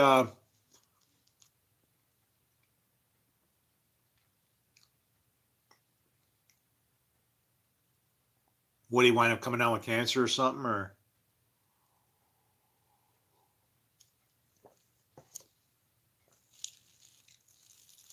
And I look at it the same way. It's kind of, I am a great example of somebody who, medical science, medical intervention, whatever, has just been like a complete freaking failure. I've been hurt and damaged so many times. It's like, I, I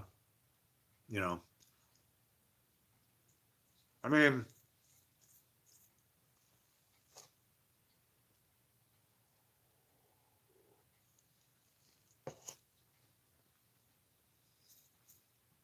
sorry. When your doctor causes you to have a freaking heart attack and you die, and I mean, I was dead long enough where they gave up trying to resuscitate me, apparently. So, that's not a good thing, right?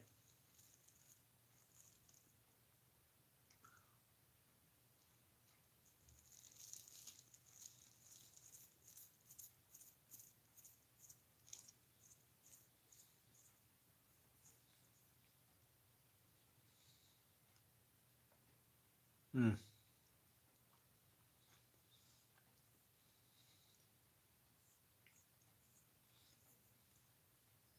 Wow.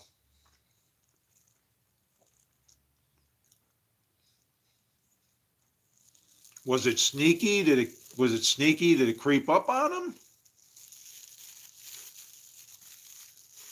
So it runs in some people's family, it's in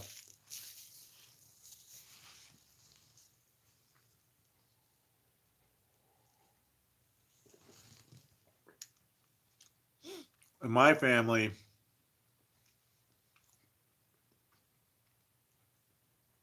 cigarette smokers, man. Not me. Um, but they smoke cigarettes a lot, so like just went that just messes you up. So,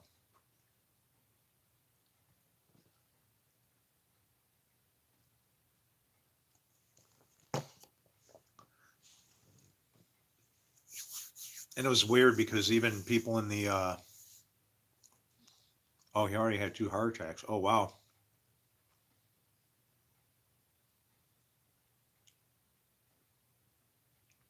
Wow. Well, it sounds like you had a good relationship though, man. That's cool. That's way cool. I never, well, I don't know. I guess I had a few guys that tried to be a dad to me, and when I found out what my real dad was like, then I understood why nobody was able to accomplish that.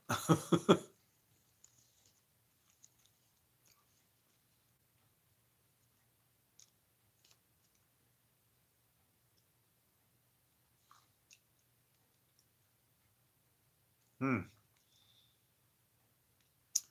Yeah, I don't follow much of that, the Chinese thing. The only reason I did was because of my own personal situation.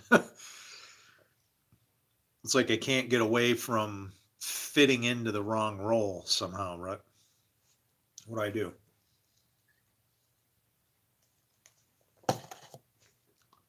I can only do what I can do, and that's to say, I'm not a bad guy.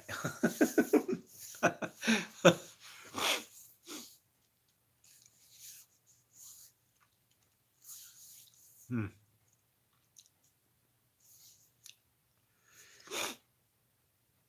343.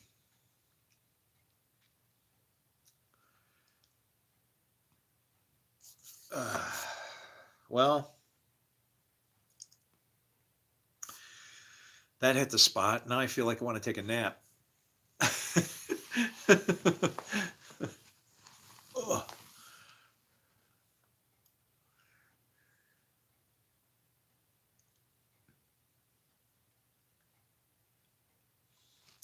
Yeah, and I mean, and there are it's even that even the like the Chinese zodiac when they say seek a dog, don't do that. There's something to that. There's something to that all this stuff because uh, I remember I remember what I shouldn't have done with the first wife. She was a dog or something, and it was like yeah, dragon and dog were like really bad or something, and it turned out like it was supposed to. So or like it warned, I guess, right?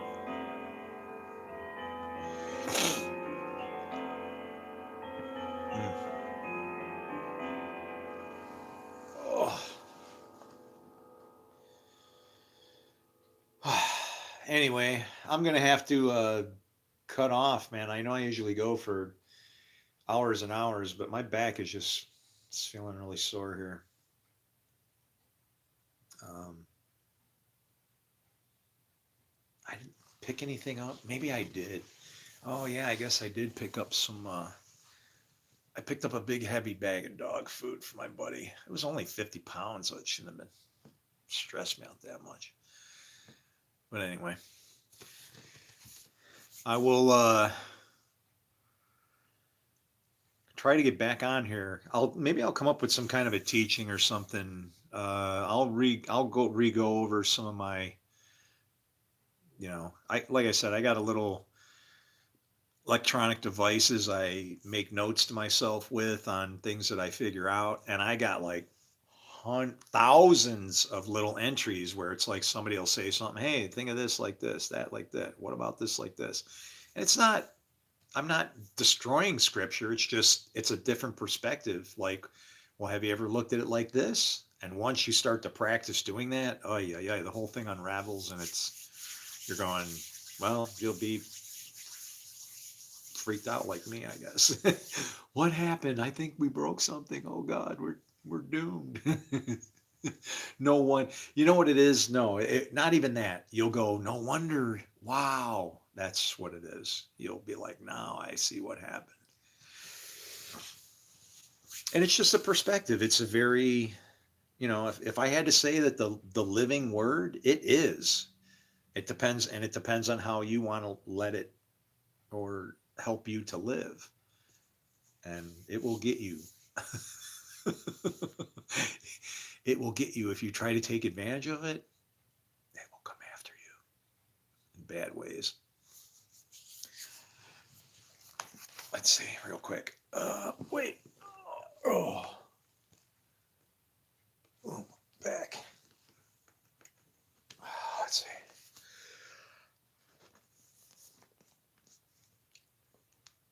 see. How funny is that? I opened it up to 2 Chronicles 11:2. The page is 690. That's God's number when you can't say it, or part of it. That's the 15. Entered the house of Judah and Benjamin 180,000 fighting men. Oh, that's 180. That's going to be a 180. They're going to turn around.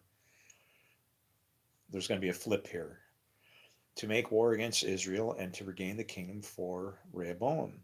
But this word of the Lord came to Shemaiah, the man of God. Say to Rehoboam, son of king of Judah, and to all the Israelites in Judah and Benjamin, this is what the Lord says. Do not go up and fight against your brothers. See, it's a turnaround because it's 180,000. 180,000. It's like when Samson kills 3,000 in the temple, it's referring to like Father, Son, Holy Spirit, and 1,000. It's like God's stamp, but he's killing out that Trinity. I hate to say Trinity. I don't want to get into the whole Trinity argument, all that. It's just a way to describe how God through the Spirit affects you. And it can be God, Spirit, good, or it can be, a bad guy, evil spirit, bad, right? You have two fathers, your works show who you serve. And so all I can say on that is do the best you can, right?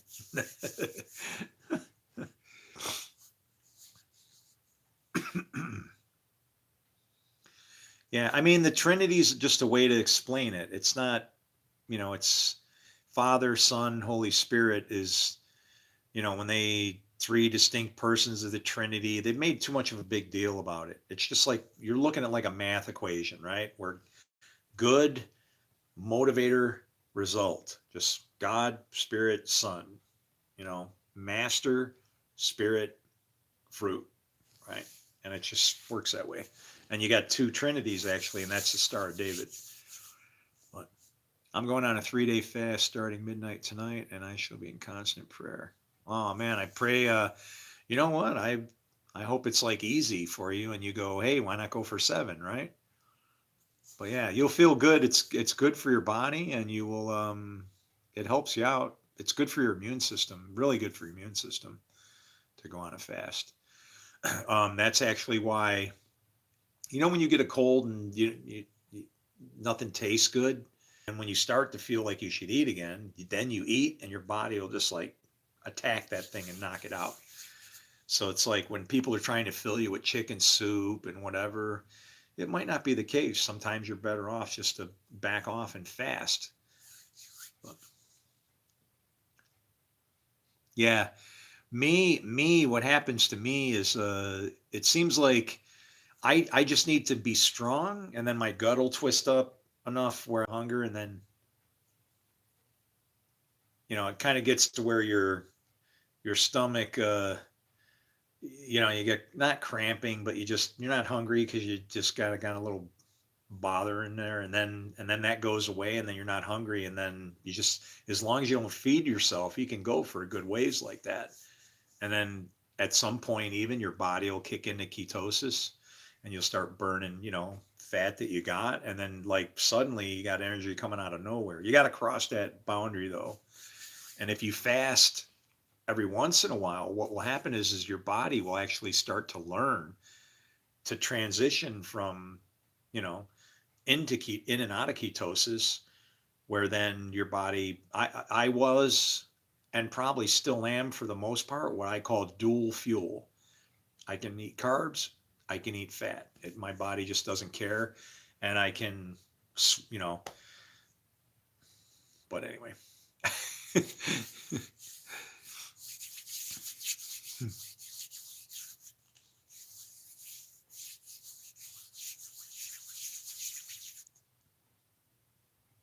How do you properly break the fast? Well, it depends on how long you've been fasting. If you've been fasting for like a long time, you got to get fluids in you and stuff first, and make sure that because when you shut down your digestive system like that for a long time, you can't just go, you shouldn't just go charging into eating food right away.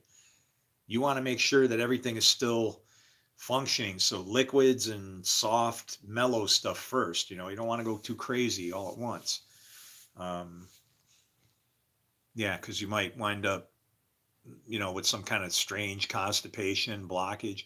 That's especially true if you've ever been under anesthesia, because when you're under anesthesia, some of your vital systems like that shut down, and you could like eat like giant meals or something too fast and find out that your digestive tract hasn't recovered from the anesthesia. The whole your digestive system is kind of alive. It just does its thing and makes, squeezes, moves, does its thing to get the food to move through. And when it can get knocked out after surgery, and if you just jump back in getting too crazy, you can mess yourself up. So anyway.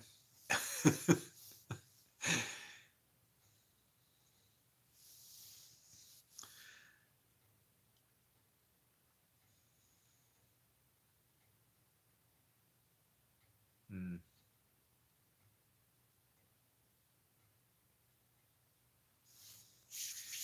All right, guys. Well, I'm gonna bail. So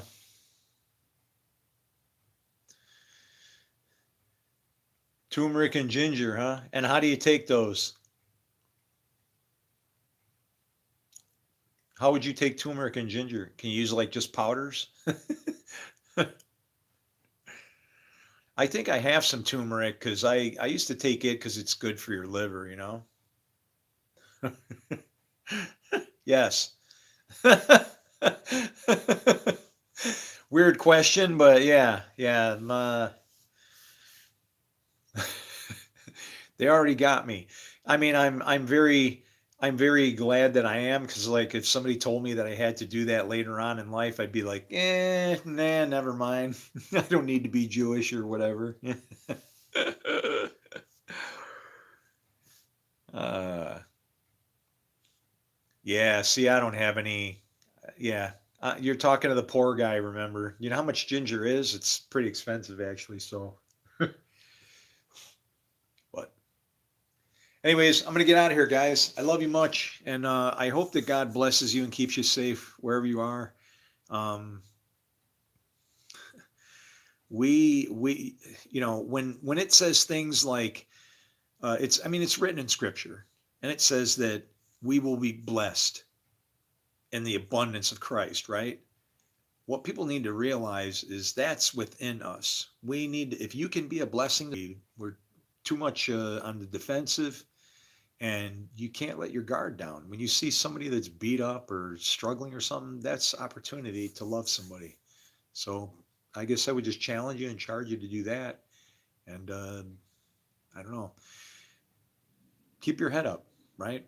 And like I said, I'm not a rapture person, and I don't see, I have a different explanation for how Jesus returns, but man, if he can, however he comes back, if that's possible, then I'm all for it, and I pray for that because we definitely need something to change here. And so, but I thank you for your time, and I hope you have a good night. Shalom, shalom.